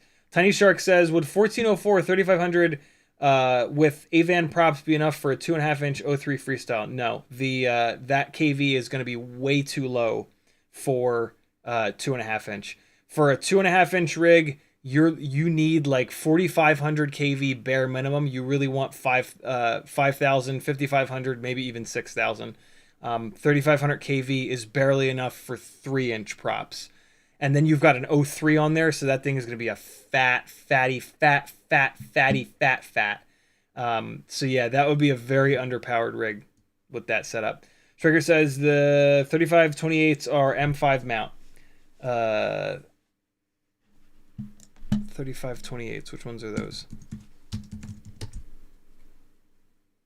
3528 is an Emax. They used to be. No, that's the 4-inch. They used to make a 35. Emax used to make a 3528 that was M5 mount. It was convertible, M5 to T mount, but they no longer do. So yeah, no, these are T mount only. Unfortunately, great propellers, but T mount only. They don't work on a lot of motors though, because the blades of the propellers drop really low below the hub, and so there aren't many motors that those Emax props will work on, unfortunately. Kevin Sumner says 15 minutes until the scheduled end of the stream. You all prep for Cowser Crash, Grinderino together, Betaflight setup. Have you done anything in the title? Yeah, I put the new motors on the Grinderino, and what else were we gonna do? So I fixed the Grinderino. Betaflight setups. I haven't done any of that yet. Coming next. Let me get caught up on chat. I haven't done much. I've had a rough last 4 or 5 days, but hopefully I'm clawing my way out. HQ 3.5 by 2.8.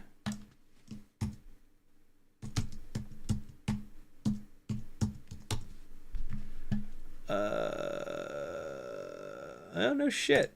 Wow, they're finally making an M5 version. Good for you. It took you fucking long enough, HQ. Jesus. There you go. Yeah, this is the one. This is the one they've always made, is the T-mount one. Cool. Fair warning, this is probably going to be kind of fragile. Don't quote me on that because I have not held a set in my hands. But the HQ props that look like this are typically... sorry guys. The HQ props that look like this are typically kind of fragile. But definitely get these because there aren't many of these M5 mount 3.5s. All right, Betaflight setup stuff. Specter, HGLRC Specter AIO. Let's get this set the rest of the way up. I think I set it most of the way up, but there was something that I forgot to do.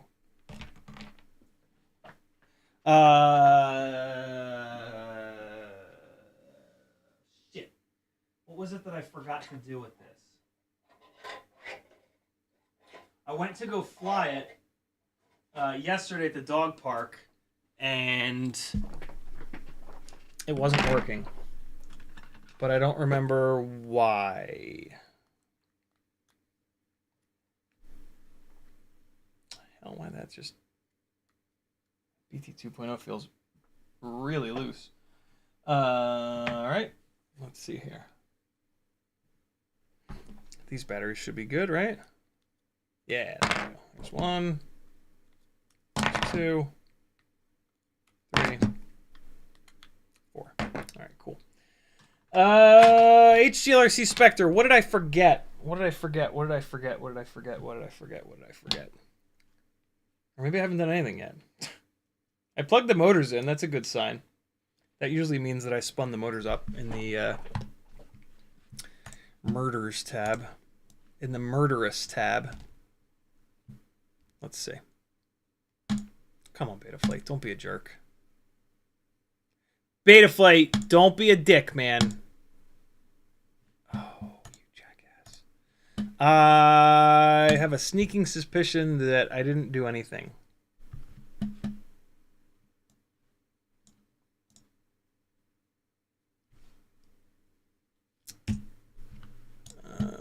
Because it's showing that it's on Betaflight 4.4.2. Let's come in here and type status into the CLI to see what gyro this is on. So this is on an ICM gyro. Okay, so that might be why I didn't update it. The ICM gyros are okay. They're not great, but they're all right. If it was on a BMI 270, oh, look at me, I did do some stuff.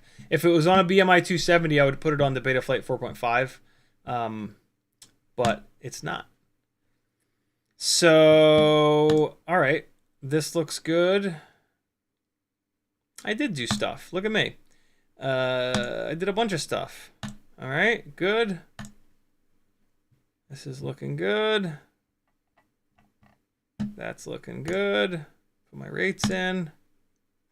Filtering is dialed in a little bit. Receiver, AETR. That ain't gonna work. I guess I didn't bind it. So there's no bind button. So let's try giving it power 3 times. And see if it'll put this I don't know anything about this HGLRC Specter AIO. Let's see. 1, 2, 3. Are there any LEDs that are double flashing?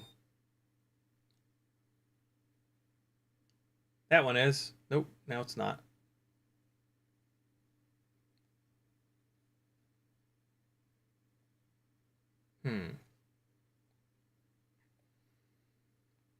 Brainsby Bean says Betaflight 4.5 would have a bind button there. I might update it just for that. I think it's this green flashing light on the bottom, but for some reason it's not doing the double flash thing. Let me try one more time. Power. Power.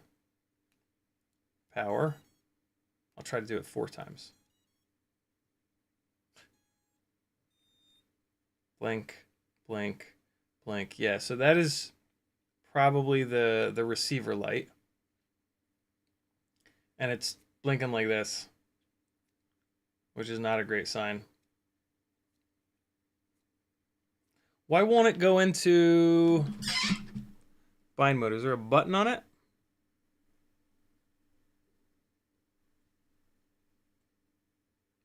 Why anyone puts ELRS on and doesn't have the 3 plug-in binding procedure, I will never know. Let's try this. Since it's a brand new board, maybe just feeding it power will put it into bind mode. And now let me fire the transmitter up. I'm assuming that it's new enough that it's using ELRS 3.0, so I'm going to put that module in here. And all right, let's go into bind mode and see what's up. Come on. Come on. All right. Pressing to send binding request. No, it's not going to bind. It might be on 2.5. I doubt it. ELRS is not forever a mystery just for me. I have heard plenty of people bitching about Express LRS. It is definitely not just me. I just hang out with people that are goddamn geniuses and can figure shit out. Better than I can. Hey, look at that. There's a boot button. I wonder if the boot button puts it into bind mode. Let's try.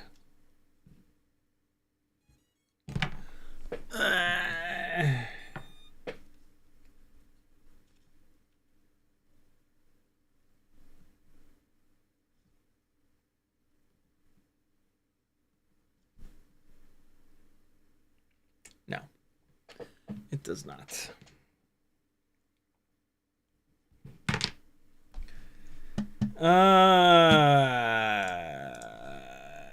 HGLRC Specter bind.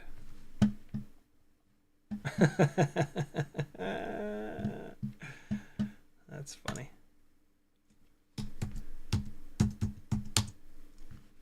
Great. Way to go, HGLRC. No info on how to bind it. It doesn't look like. Comes with Blue Jay. That's great. Maybe it's in a picture. No.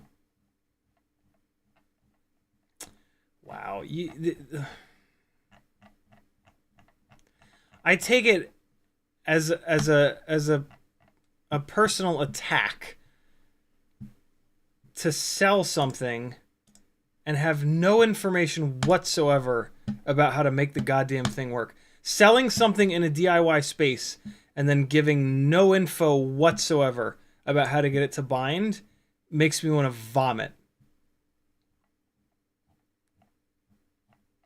Like, what is wrong with you? This isn't even the same one. Jesus. God damn it.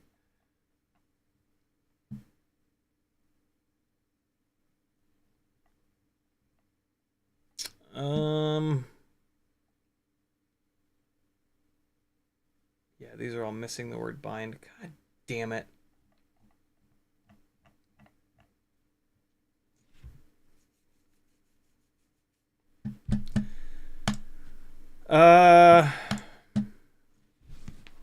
So you're gonna stand there and tell me that you don't have any whistling bungholes, any Husker do's, no Husker don'ts?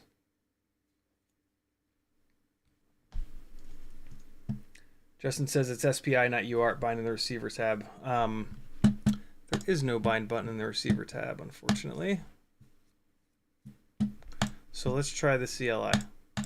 Forget the command. Is it BND? No.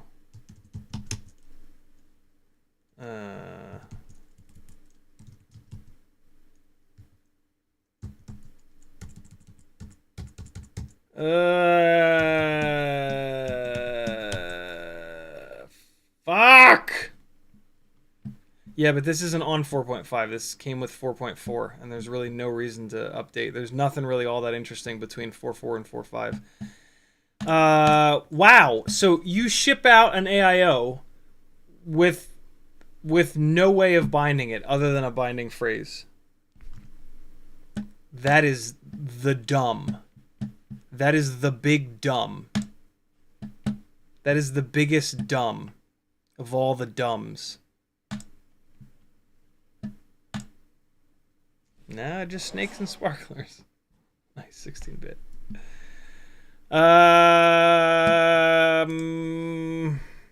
Bind underscore RX, is that it?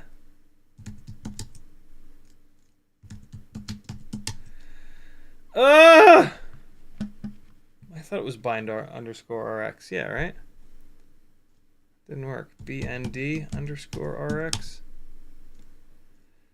Oh my god.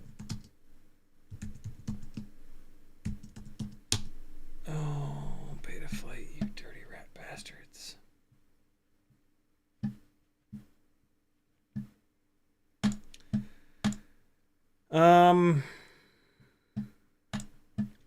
I guess I have to update it.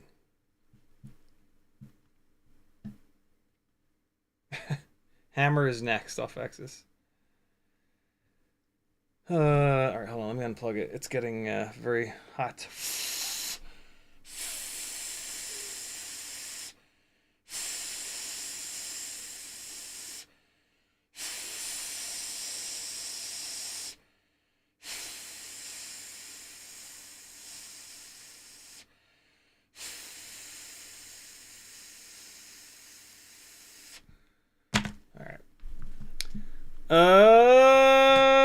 Okay. I just hyperventilated. Hold on. Just take a minute.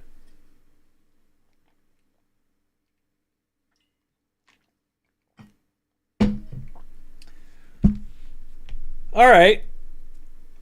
I guess I'm updating it.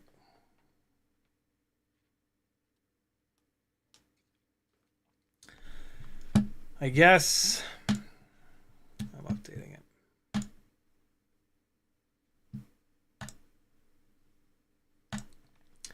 Yes, create backup. For the love of God, create a backup, please.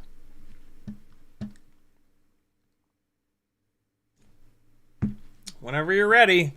There it is. All right. Here we go. Erasing. Hold on, let me get caught back up on chat.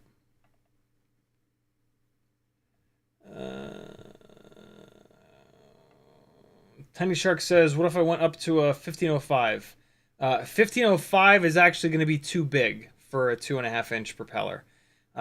You won't be able to find a 1505 motor with a high enough KV, and it's just too big of a motor. The biggest motor I would go on a 2.5-inch prop is going to be a 1404.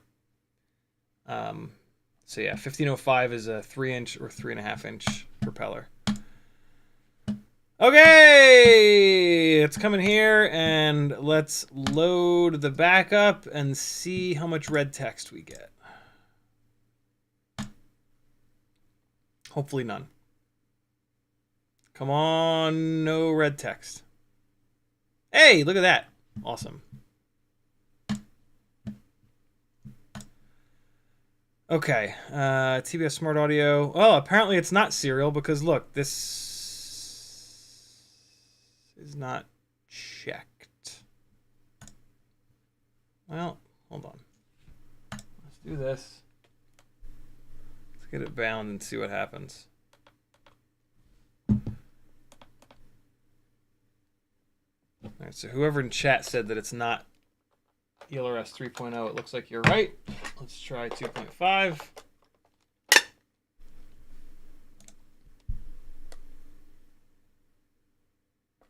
Come on. There it goes.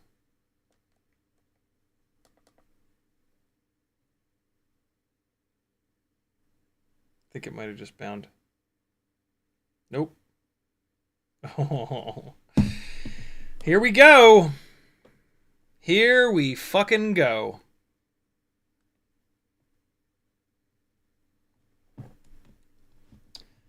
Yeah. Great. This is going well. This is just awesome. Our new AIO features bindless operation. It's going to catch on fire anyway, so why would we bother putting a binding procedure in there that works? We'll just save you the trouble, and you won't be able to bind it, and then you can throw it away before it's caught on fire and potentially ruin a flight controller or a frame or a camera and canopy. HGLRC. Oh, what? No. Of course not. All right. Well, this is going well.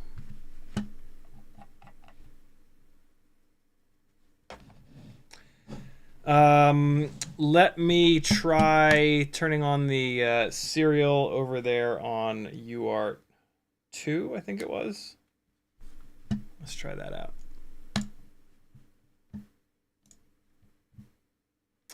So UART1 is tied up by TBS Smart Audio. So in theory, Serial RX is on UART2. Save and reboot. And packet rate's fine. It's on 250. Receiver. Bind receiver. Let's see. Binding claims. Usually when it takes a long time like that, it's not a good sign.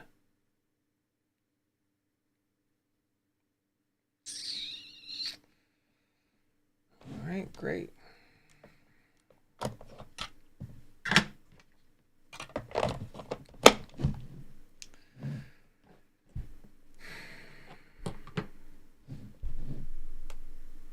Staying calm. Staying very calm. Trying to bind HGLRC 3.0.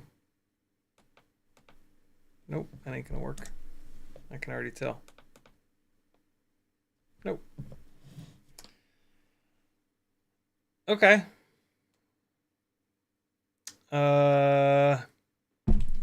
Fuck you too, Spectre.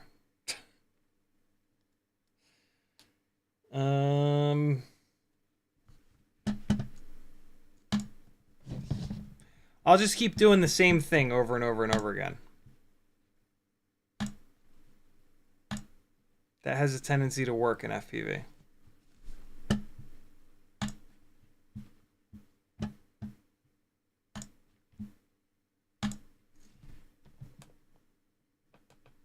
Ah, shit. There we go.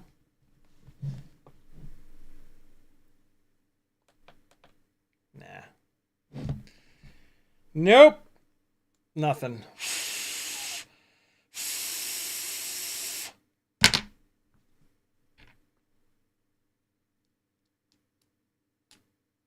Hold on. Let me look up this fucking AIO and see what it is. Serial or SPI.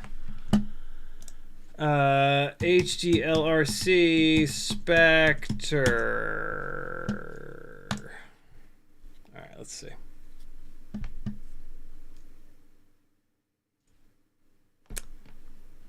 Okay. Brunswick Bean says it's SPI.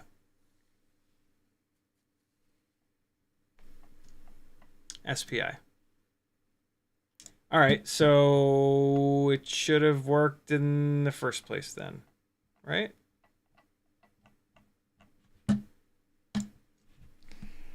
Okay, we'll try it again. This time I'll check the receiver tab to make sure it's not on Crossfire. CRSF, rather. Receiver tab, CRSF. Although it is on... Wait, I guess... Shit, man, I forget. The, Oh, God, I forget.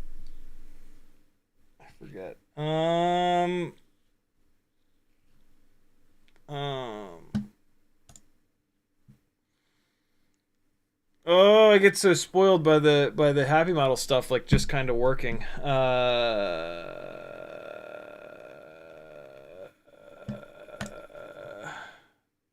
Oh, there it is. Serial. There it is. This is what I was looking for. I was like, I know CRSF isn't right, but I didn't see what was what I was used to in there. There we go. Wow, that comes wrong from the factory. That is a big old dick in the face. Jesus. What is the matter with them? In fairness, that could technically have been from us updating it. But, like, the fact that I've had to do all this... There we go. The fact that I've had to do all this is really bad. Like, this is why FPV sucks balls and everybody quits all the time. Like, if you're going to sell something... never mind. Never mind. Maybe it's the best AIO ever. Maybe it's fine. I'm sure it's the best AIO ever. And I'm the asshole. Now I get to check everything because, you know, I don't trust anything. Nose down, nose up, left, right, y'all left, y'all right. Great. Configuration. All this stuff came over. That's wonderful. Why is the OSD turned off? That's from the update. That happens when you update for some weird reason. Easy! Beeping at me. Stop it! Alright. That shit came over. Great. That stuff came over. Awesome. Let's add in some deadband. Stick low threshold is fine. Just move that up a little bit. Nothing really super interesting here. Yo, stop beeping. What? The fuck is the yaw doing?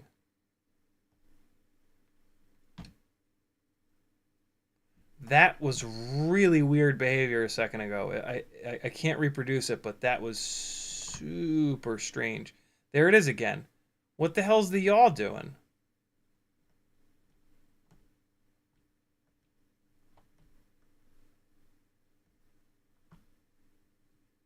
Oh, the yaw is acting weird when I put it in the bottom left corner.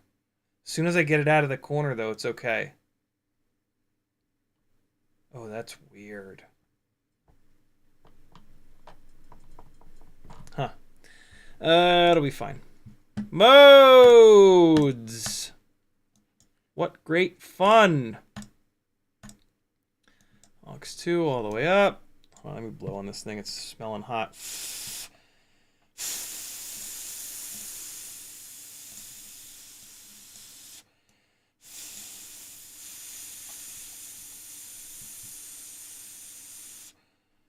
Wonder if this thing has black box. If it does, I can now turn it on. Oh, no, it doesn't. No chip found. No black box. That kind of stinks. Turtle mode. Launch control for the funds. Save. Adjustments. Enabled. Aux 2. Full range. OSD. Aux 2. Save. Motors. Bidirectional D-shot is on. Great. Motor pulls should definitely not be 14. Let's bring that down to 12. Save and reboot.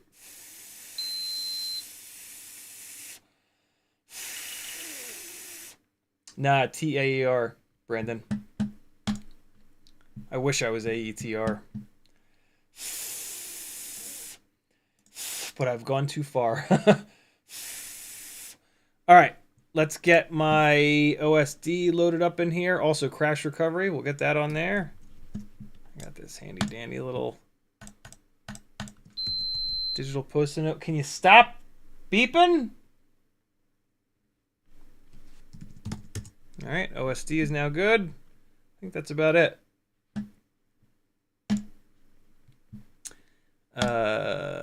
Nope, not quite. Race band 8. On until first arm. Fuck it, we'll leave it on 100. Save. All right, now we're good. Black box, nothing. Tether logging sensors. Let's check the OSD. Make sure that silly stuff like the crosshairs aren't still on. Great. All right, we're good. The post-flight stats for some reason don't come over though. Speed maximum, no. RSSI minimum, yeah, that's nice. Link quality minimum, that's nice. G-force maximum is fun. Black box, we don't care. ESC RPM maximum, my favorite. ESC temperature maximum is kind of fun. Battery voltage, MAH used. Current draw maximum. Great. All right.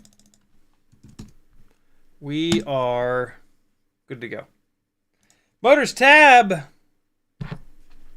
And let's spin these bitches up. See who's spinning the right direction, who's spinning the wrong direction, and fix them.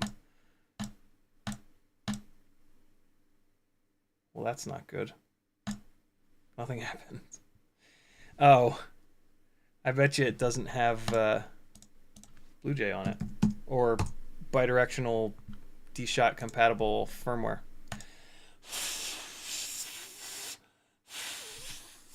Turning the transmitter off.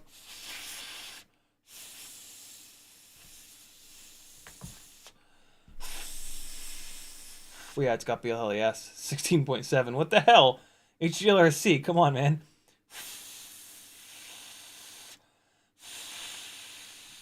All right. Flash all ESCs. I'm being lazy at this point, and I'm just doing the newest version of BL Heli. I'm sorry, not BL Heli. Blue Jay 20.20, I guess it would be.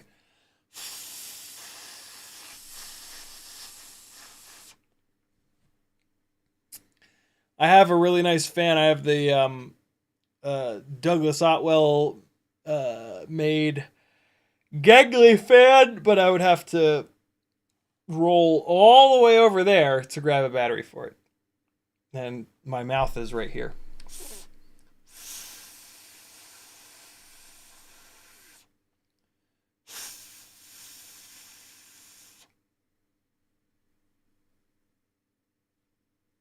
Oh, it's almost done. Come on. Man, this is on an old-ass version of BL Heli. Jesus. PPM min throttle, PPM max throttle. My God, man.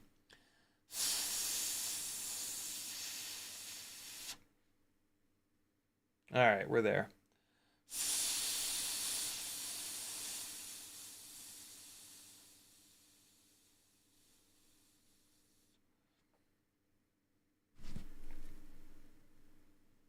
Hooray!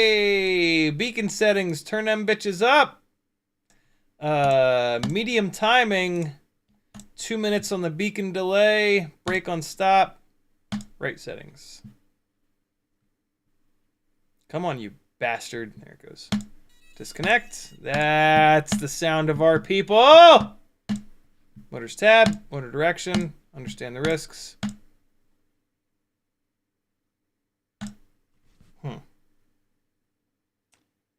Not great.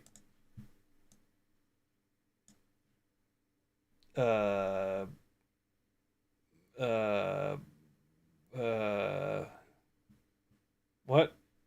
Why? What?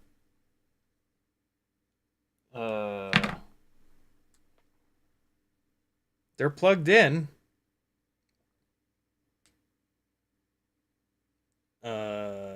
What? Nice standstill.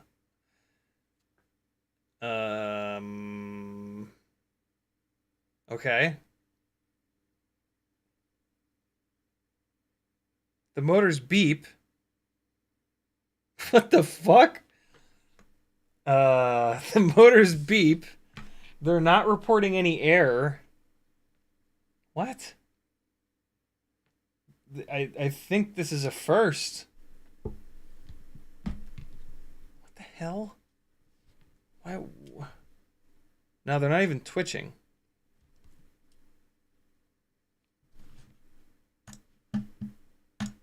Motors.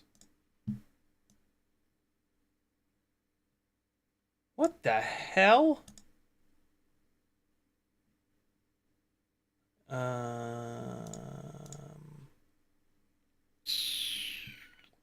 Okay.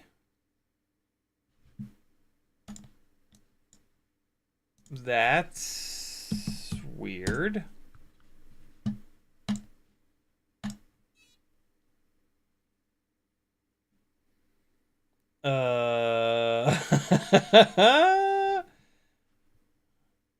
I mean, just for the sake of argument,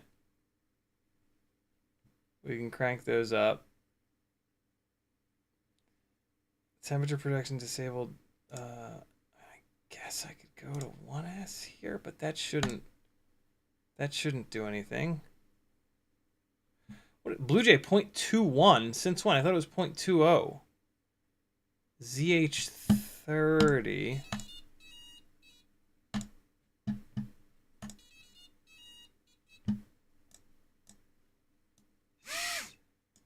Oh, now that's fucking weird. Hang on. Hang on. I'm going to go back. And I'm going to put this back on 2S and see if that... I want to know what was doing that. That's very weird. Very, very, very weird.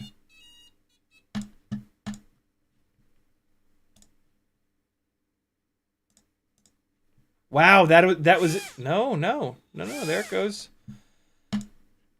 So it was the startup power? It wasn't even twitching the motors, though.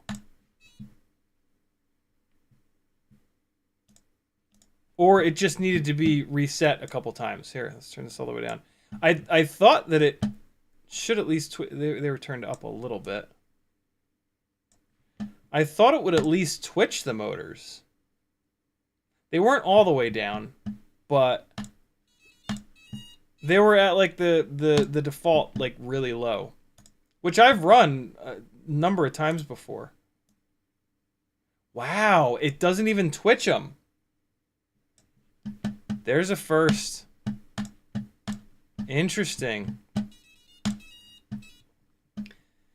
It like I swear to God, every single part of FPV is just completely different from one thing to the next. Like there's no repeatability anywhere in FPV. It's really I'm not even mad. I'm impressed that these manufacturers have managed to make FPV so impossible that the only solution is to quit. The only logical thing to do is quit. Now it doesn't work again. What the fuck is happening?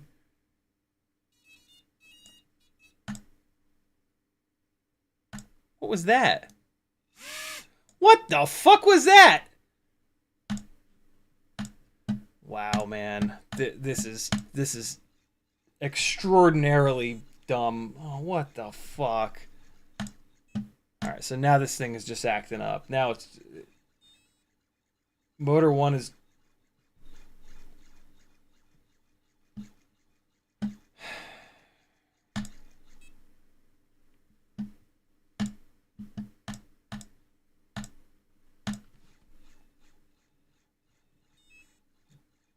Motor 2 is wrong. Motor 3 is wrong. Wait a second. What am I doing? Props in? God, Jesus Christ. Motor 1 is wrong. Motor 2 is right. 3 is right. 4 is wrong. Reverse 1 and 4.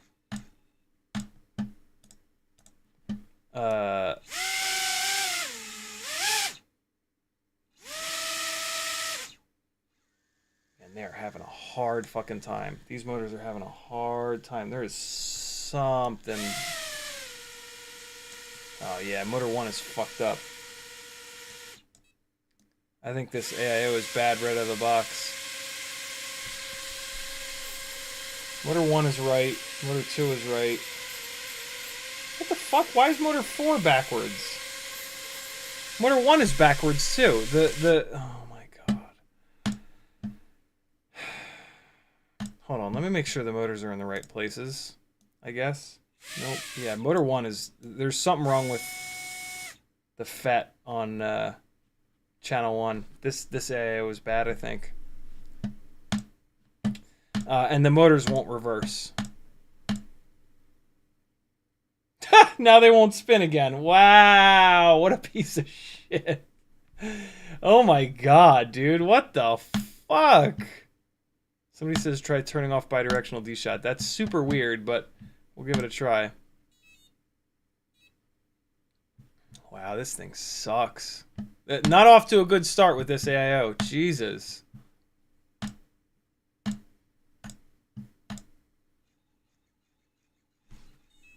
Yeah, so motor channel 1 just gives up. Oh, that's interesting. I turned off bidirectional D-shot and now it is managing to reverse the motors properly. That is a cool little hack. That way I don't have to go into the ESC configurator to do it.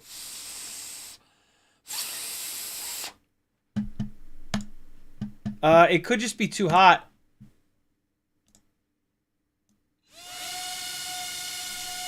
Let's get some airflow going. Alright, now everybody's spinning in the right direction. Great! What a weird AIO. Maybe it's just too hot. It might just be too hot. Jesus.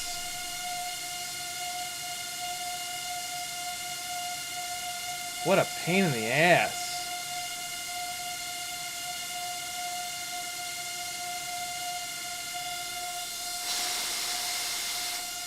All right. That's plenty. Let me go back in here just to see what happens, because this gives it... Now, motor channel 1 is fucked up. So this is this AIO. I'll swap the motors around, but I can all but guarantee you I've seen this behavior before. Um, either now these motors were fine. These motors were totally fine before. Sure, maybe the motors are maybe this motor on motor channel 1 is on its way out, but it's not. This AIO is being a jerk. But let's fly it.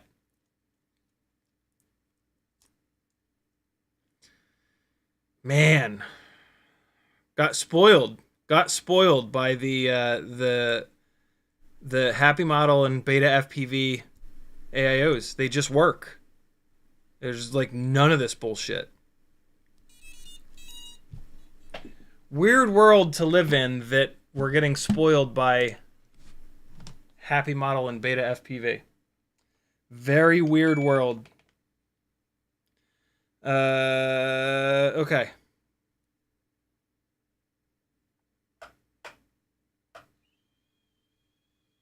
Yeah, motor 1 won't spin up. Yeah. Oh, there it goes.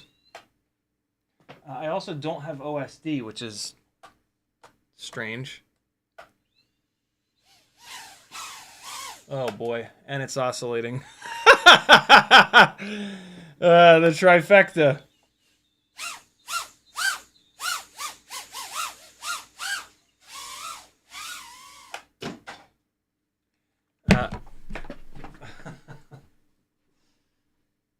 Oh boy.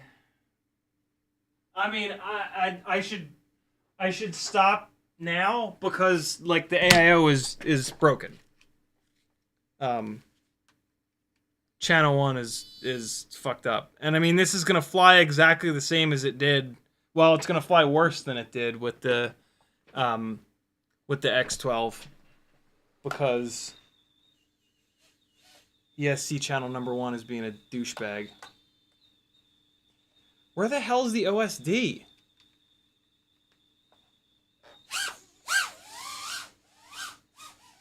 Man, the wall of air that just hit me was kind of nutty.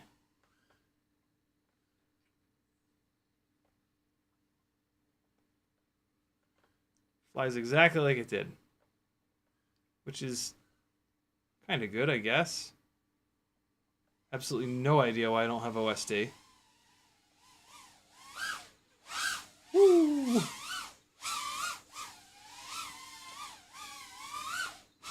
Yeah.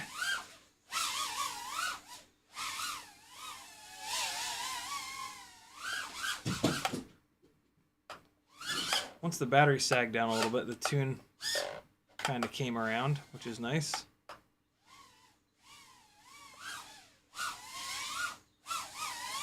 The hover point feels really high.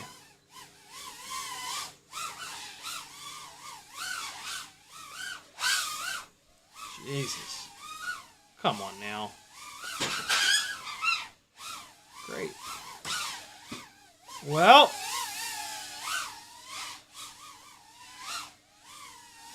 I'll fly it until it fails all the way, I guess. I don't really know.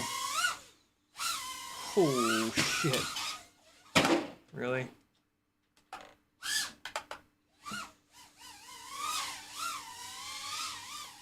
I don't want to demolish this battery, so let's bring it in. I'll plug it into Betaflight and see if maybe I can figure out what the hell's going on with the OSD. Not that it really matters. I mean, all right. Well, that's super disappointing. I really thought that HGLRC might actually be able to redeem themselves here, but not looking like it. I will swap the motors though to see if yeah, I don't know, because the X12 was doing this twitching shit after a whole bunch of batteries of abuse. Yeah, no, OSD is set up properly. Adjustments, aux 2, OSD profile selection, full range. Yep, it moves. Absolutely no reason for the OSD not to work. Yes, there is. It's set to HD. All right, now the OSD will work. Oh, wow, look at all this air. What the fuck is that about? Oh, is there no battery plugged in? There's no battery plugged in. Okay. This battery got hot. All right, now there's a battery plugged in.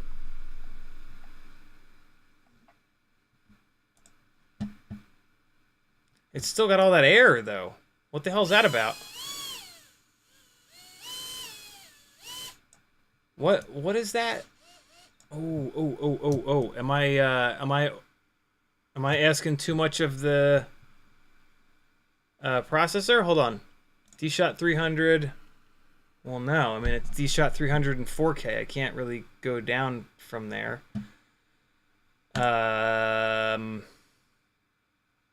Okay.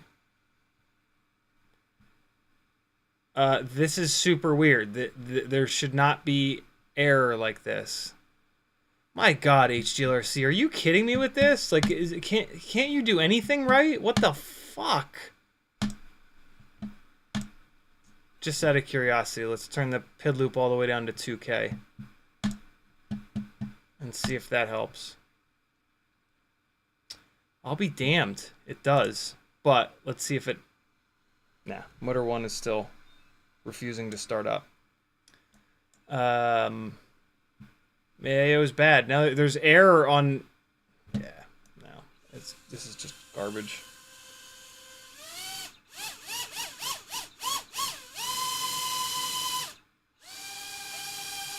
Yeah, no, motor... channel 1 is fucked. How fucking disappointing, man. I might actually... I forget where I got this from, but I'm gonna contact whoever the hell I bought this from and say, like, look, you need to... I'm sending this fucking thing back.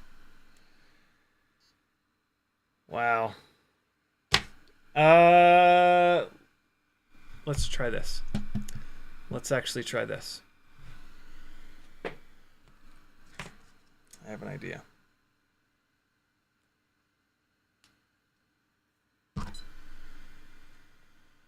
Hold on, let me make sure I'm not over discharging this battery. 3.6, glad I checked. Alright, different battery. Alright, let's see if Blue Jay is at the root of the problem. So let's connect, let's read settings, and we're going to take a look at... So it's ZH30. ZH30 is what we're looking for. All right. ZH30. Let's get it unplugged. And let's go all the way down the bottom and look for ZH30. Hey, ZH30, 48K. All right. Come back here. I swear to God, if this fixes the problem, I'm going to be very happy. Turn off this transmitter. Turn off my goggles, too. No reason to have them banging away. All right, connect. Read settings. Come on. Flash all ESCs. Flash local firmware. And then we're going to go to downloads. There it is. Open. And now this is going to flash it to BlueJay 0.16, which I've had way better luck with than any of the newer version BlueJays. 0.17, 0.18, 0.19, 2.0, and possibly 2.1. This is the first time I think I've done 2.1. Can you go? Why are you so slow? And that's on ESC1 that it's being super slow. I think there's a problem with ESC channel number 1. Look at this. This is ridiculous. There's yeah, this ain't right. I've never had an ESC do this before. And I've done this literally hundreds of times. This is channel 1's blown up. I mean, we'll see what happens when it gets to channel 2, but oh, I'm blowing on it, Dave. Hold on, let me get the gangly fan out. It's getting a little bit old.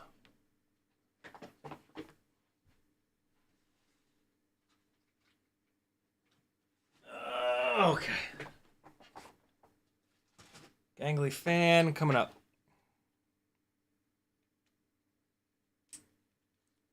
All right. It is now officially on a fan.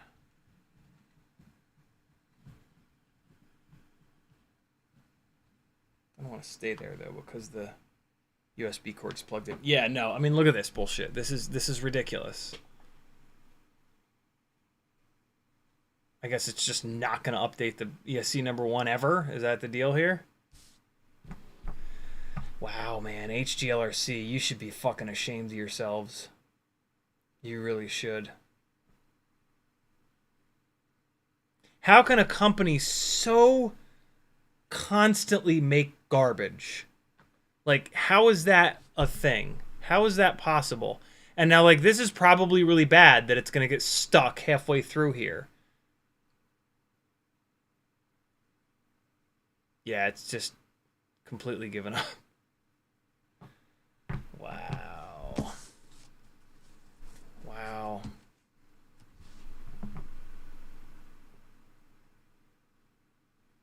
Nope. She done, bro.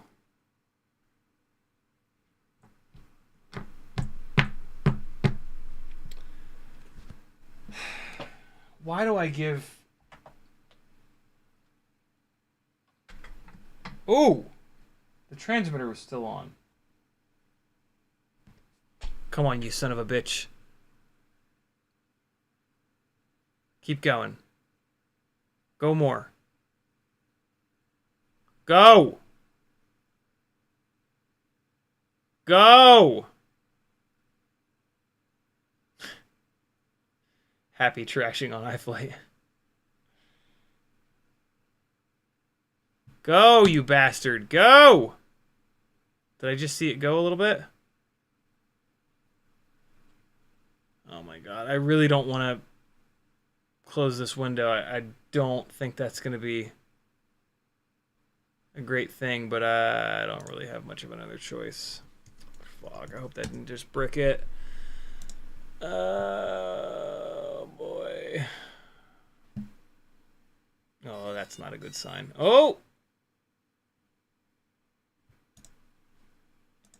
Come on, buddy. Oh, boy. Oh, boy. This is not a great sign, but let's try it again.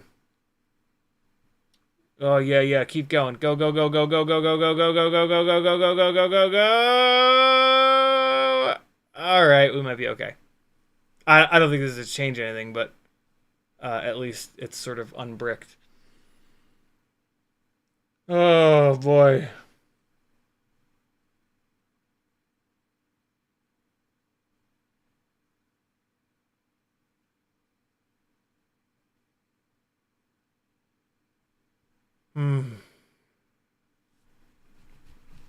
I don't think this is going to change anything, but I mean, I have to do this. I have to at least try this.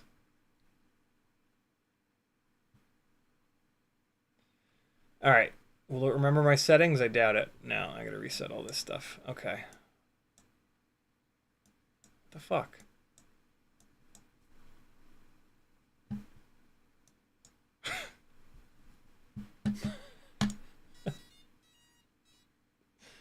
This is unreal. This is absolutely unreal.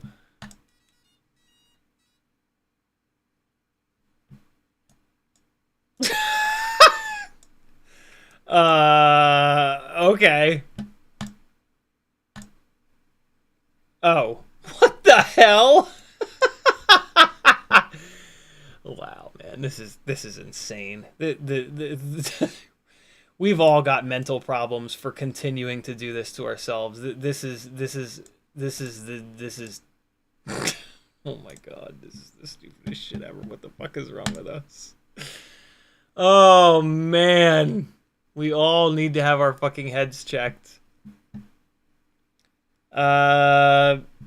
Sure. ESC 1, 2, and 3 are normal, and then 4 is reversed. Why? You know, why not? Why not? Have at it. Why not?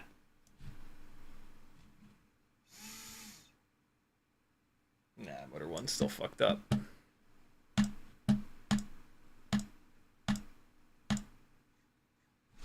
Yeah, motor 1's still jacked up.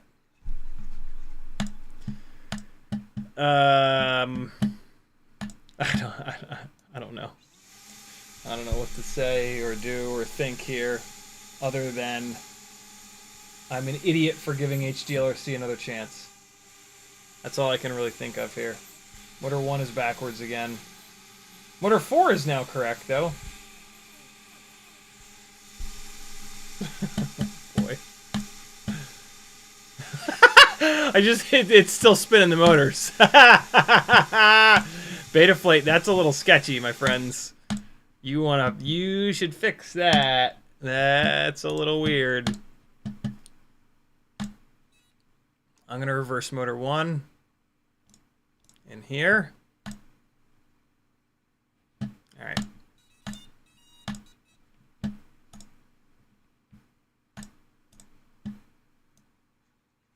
Yeah, no, motor 1 is still a twitch fest. And now it just bombed.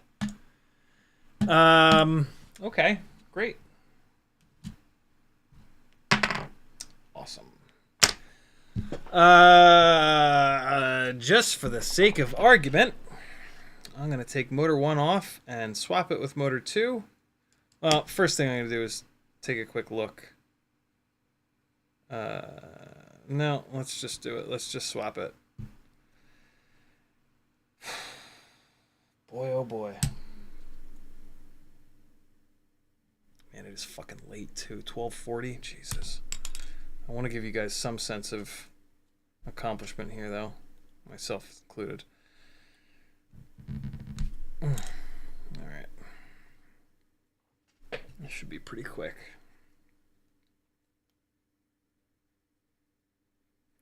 Motor 1. Unplugged. Motor 2. Unplugged. Alright. Pulling motor 1. Now imagine for a second that I had to do this with direct soldered motors. Imagine how hard I would smash this thing with the fucking hammer. Talk to me about direct soldered tiny whoop motors are fine. It's not a big deal. Fuck out of here.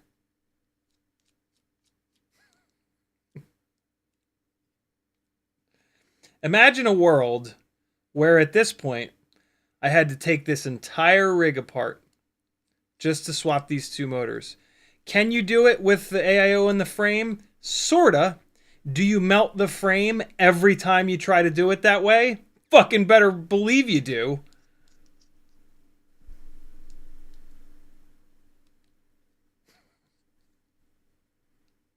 Direct soldered tiny whoop motors.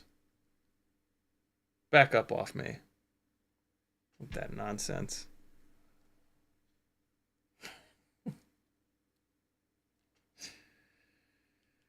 Oh, man.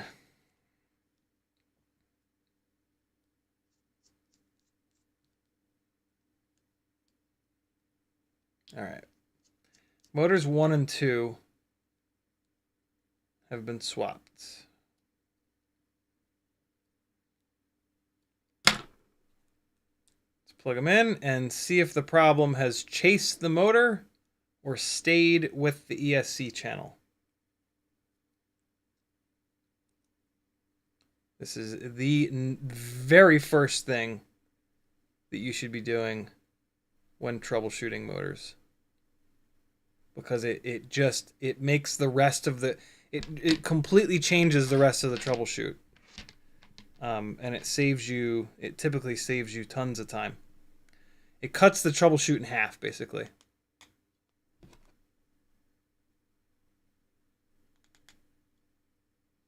All right, let's see. Boy, oh boy, do I hope that the problem is now on motor 2, but it's not going to be.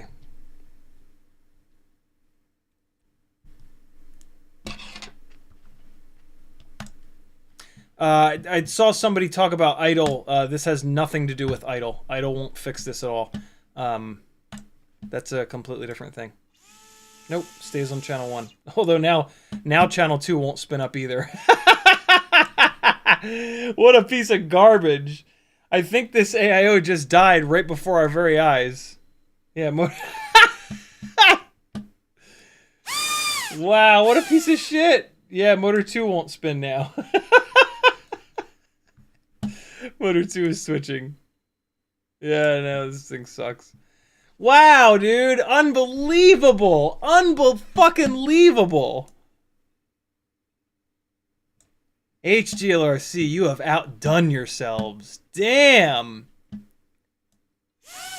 That is world-class fuckery right there. That's what that is.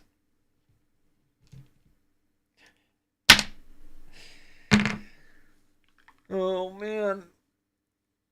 Oh, my God. Okay, well.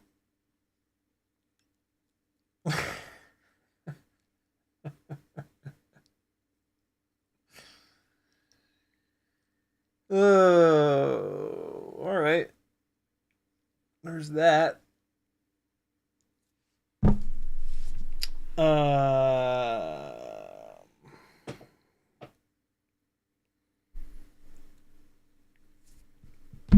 Sure. Why not?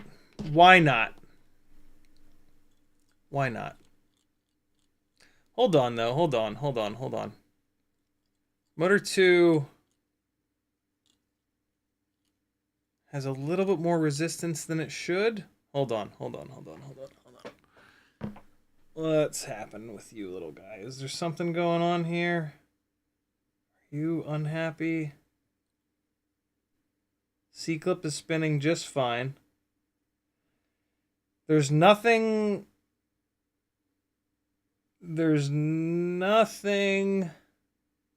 on this Meteor 75 Pro frame that really touches the, there is like a hair.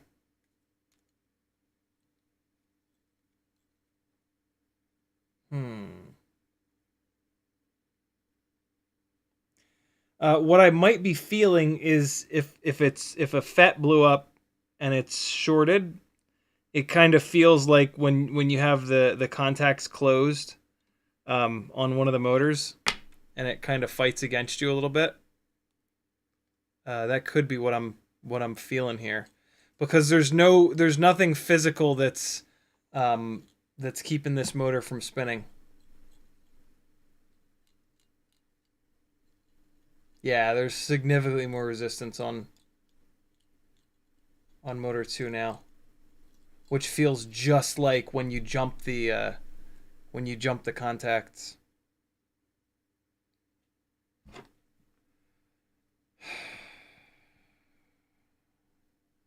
What a dick in the face. Nah, the wires are fine. Yeah, no, there's nothing physically keeping this motor from spinning completely freely.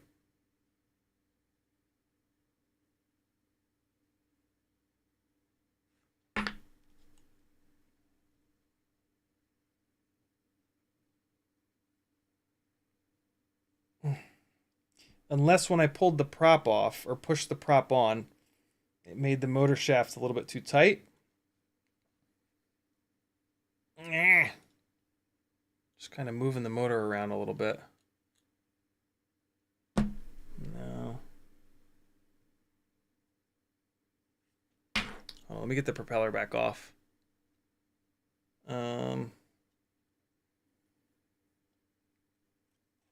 And I can swap motors again at this point. Something going on with the top of the motor, maybe?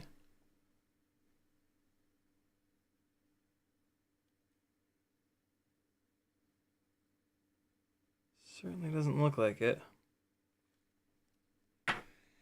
I'm trying, man. I'm trying to give HGLRC all the good juju that I can, and blame myself for as much of this as I possibly can. But boy, I am running out of things to blame myself over. Will the motor bell move up and down at all? If it moves up and down at all, it's... Motor bell's looking a little bit tight. Hold on. Hold on. There's a chance that it's a motor issue. And so, motor shaft, bell, C-clip. Okay, let me try something.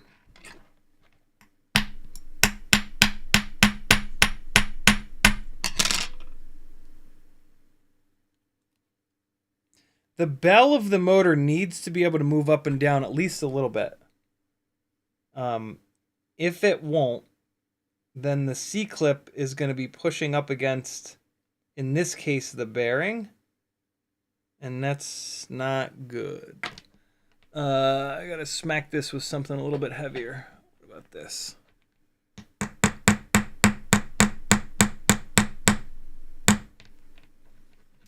Okay.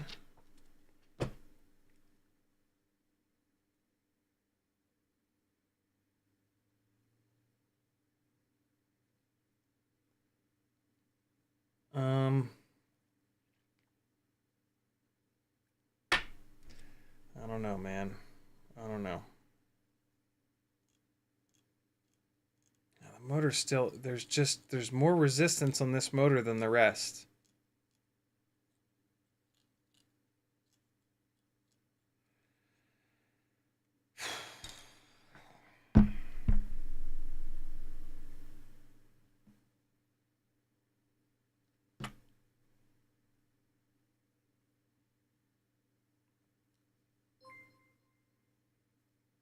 Thank you, McMucus. 420 super chat. Thanks, dude. Not buying that. Oh, dummy. Unplug the motor. Unplug the motor.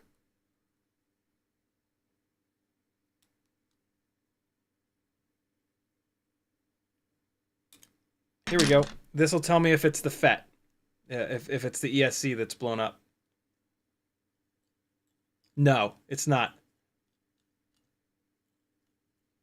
Unless there's a short inside the motor, I guess that could technically be it. But no, I think this is something else. I think the motor is just binding up for some reason.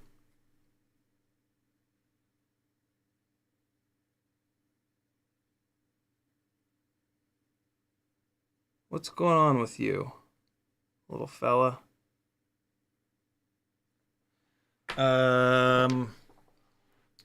I mean, regardless, ESC one, the ESC number 1 is still fucked.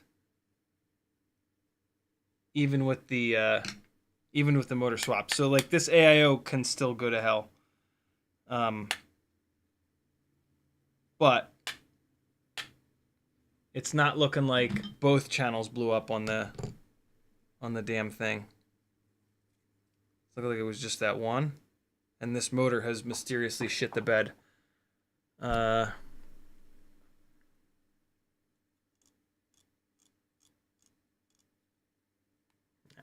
Yeah. Oh my God.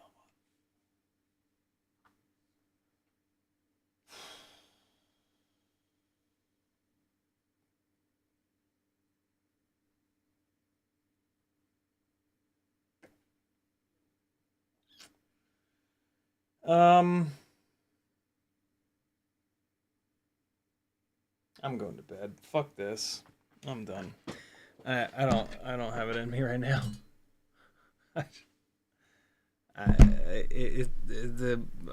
It's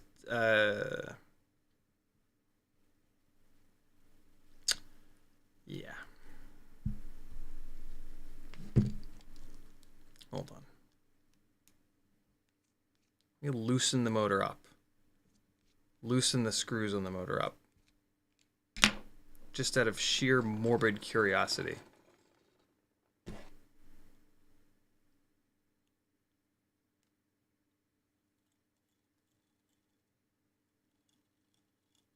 Now it's hard to tell because the motor's wobbling all around in there.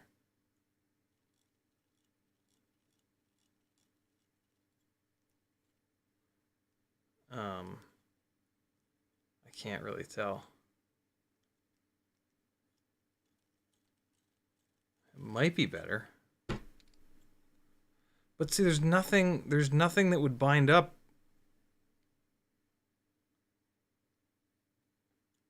Hold on. You very lightly tighten this motor down and plug it back in and see what happens. All right, it is very lightly tightened down.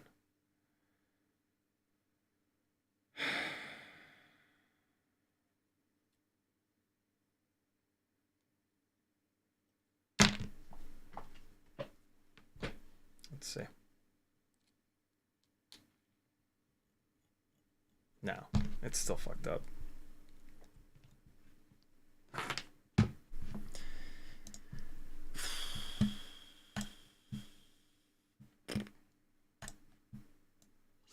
Nope.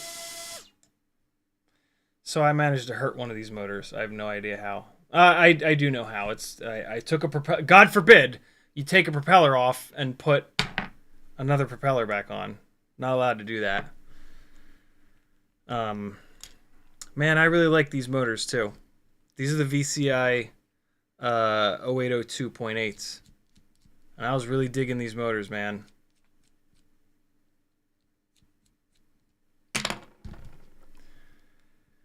Fuck.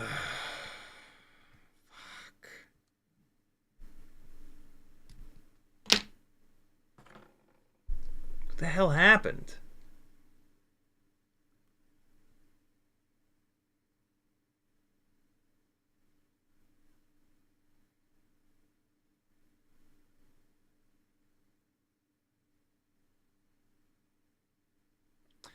They use these C-clips on these motors that are like really small too, and they're like recessed down in there. I don't think I can get this motor apart.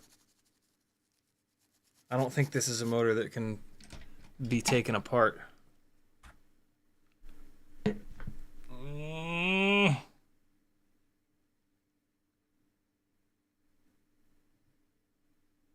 I can't get in there.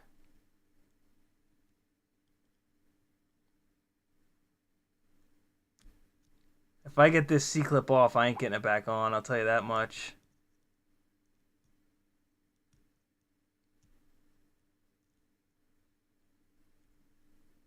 But I ain't getting it off. No way. Oh, shit. There it goes. Damn. Okay. That ain't going back on, though. I mean, the motor is jacked up anyway, so it's whatever. But, all right, let's see what the hell happened here. Top bearing is kind of like falling out. That's not great, but shouldn't be the problem. Let me look at the bell here.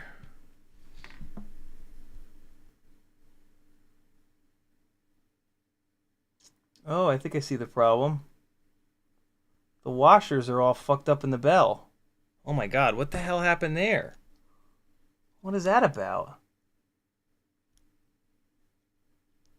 What? Why is that so...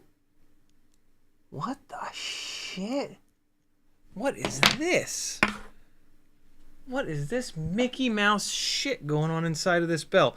So they always put these little spacers slash washers slash whatever the hell you want to call them above in the on the motor shaft on the top of the bell.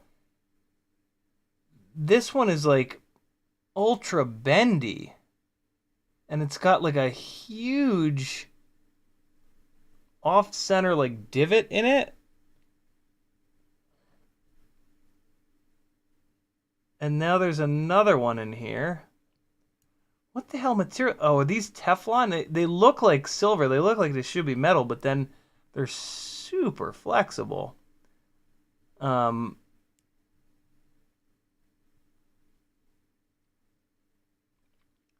yeah, they're all goddamn mangled.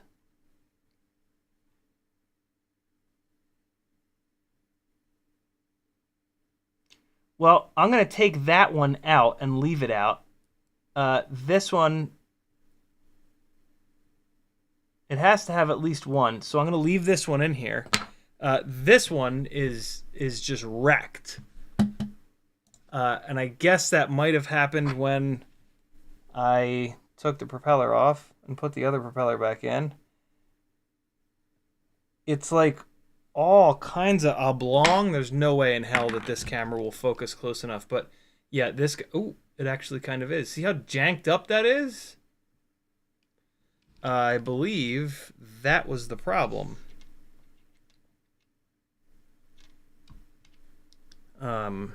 Unfortunately, though, I don't think I'm going to be able to get this motor back to... I don't think I'm going to be able to get this C-clip back on. We'll give it a try, though. This is the small C-clip I think I've ever seen. I need to get this camera the hell out of here for this.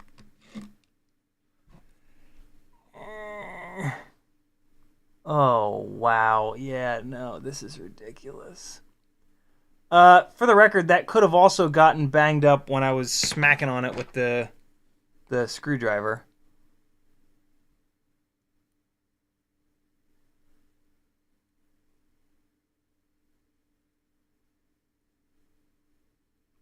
Oh my god. This is... Holy shit, this is small.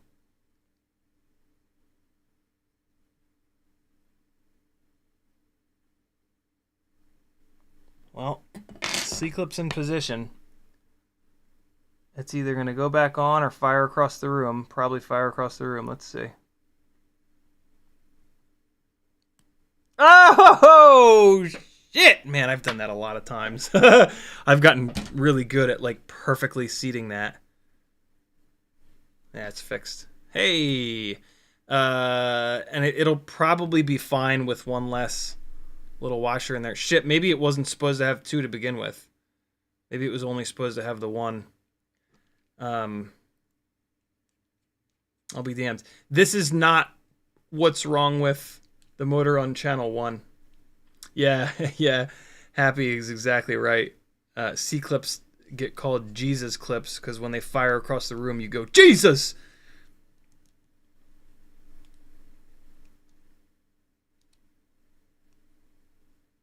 All right. Well, let's see if only one channel has failed on this HGLRC AIO. I assume so. I assume that this motor will now spin up totally fine. But you never know. No, it still has a bunch of resistance. Wow. Yeah, it's I don't think it's gonna work. But this is gonna be the last thing we do. I'm completely out of gas. What a pain in the ass, Jesus. Every step of the way, this HGLRC AIO is a fucking pain. Motors. Hey, there it goes. Motor 1 is still jacked up, but motor 2 is now fine. 49,000. 56,000. It's not fine. 56,000. Motor 2 is... Oh, now it won't spin up again. Okay. Well. Now there's 56,000 though. Man, it is acting weird. See if I can convince motor 1 to spin. Come on, you bastard. Come on. Come on! Work! Oh, God, that scared the shit out of me. Come on. Come on. God damn it. Come on. Hey, there it goes. 56,000. It fires all the way up. But this twitching shit, like... God damn it.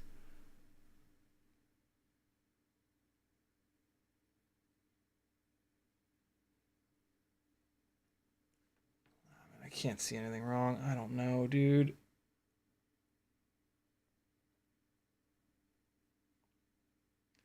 Yeah, no, I think the ESC is just blown up.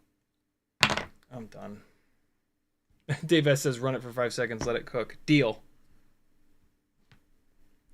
That's what I usually do, is I just start hammering on it like full throttle, and then it'll blow the FETs completely up.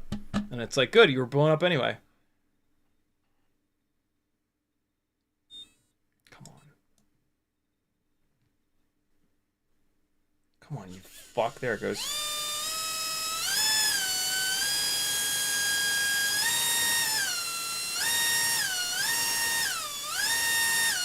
I don't want to hurt the motor.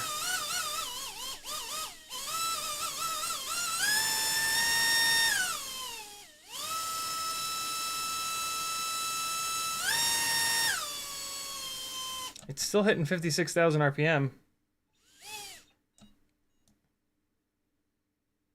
Yeah, it's still being a twitchy bastard. Fuck you. Game over, man. Game over.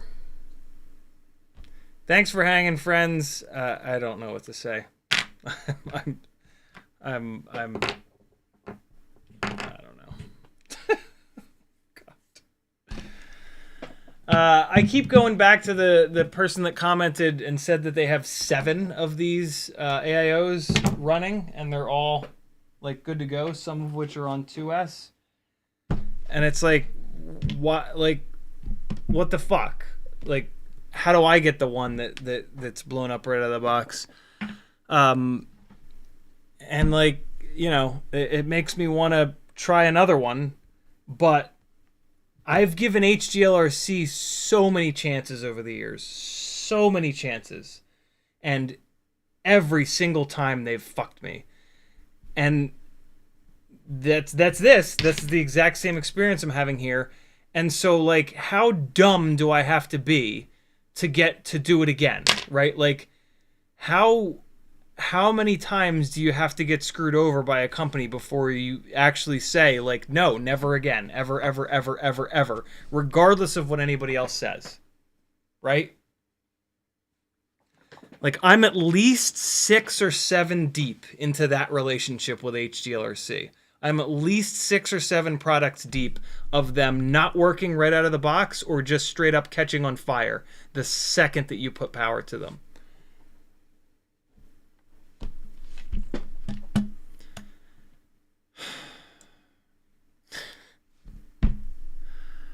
What a shit show. FPV can suck my dick forever. Put that on a fucking postcard. Come back on Wednesday and ask me some questions, guys. I'm done. I'm sorry. I love you guys. No flying. Just the song. Bye!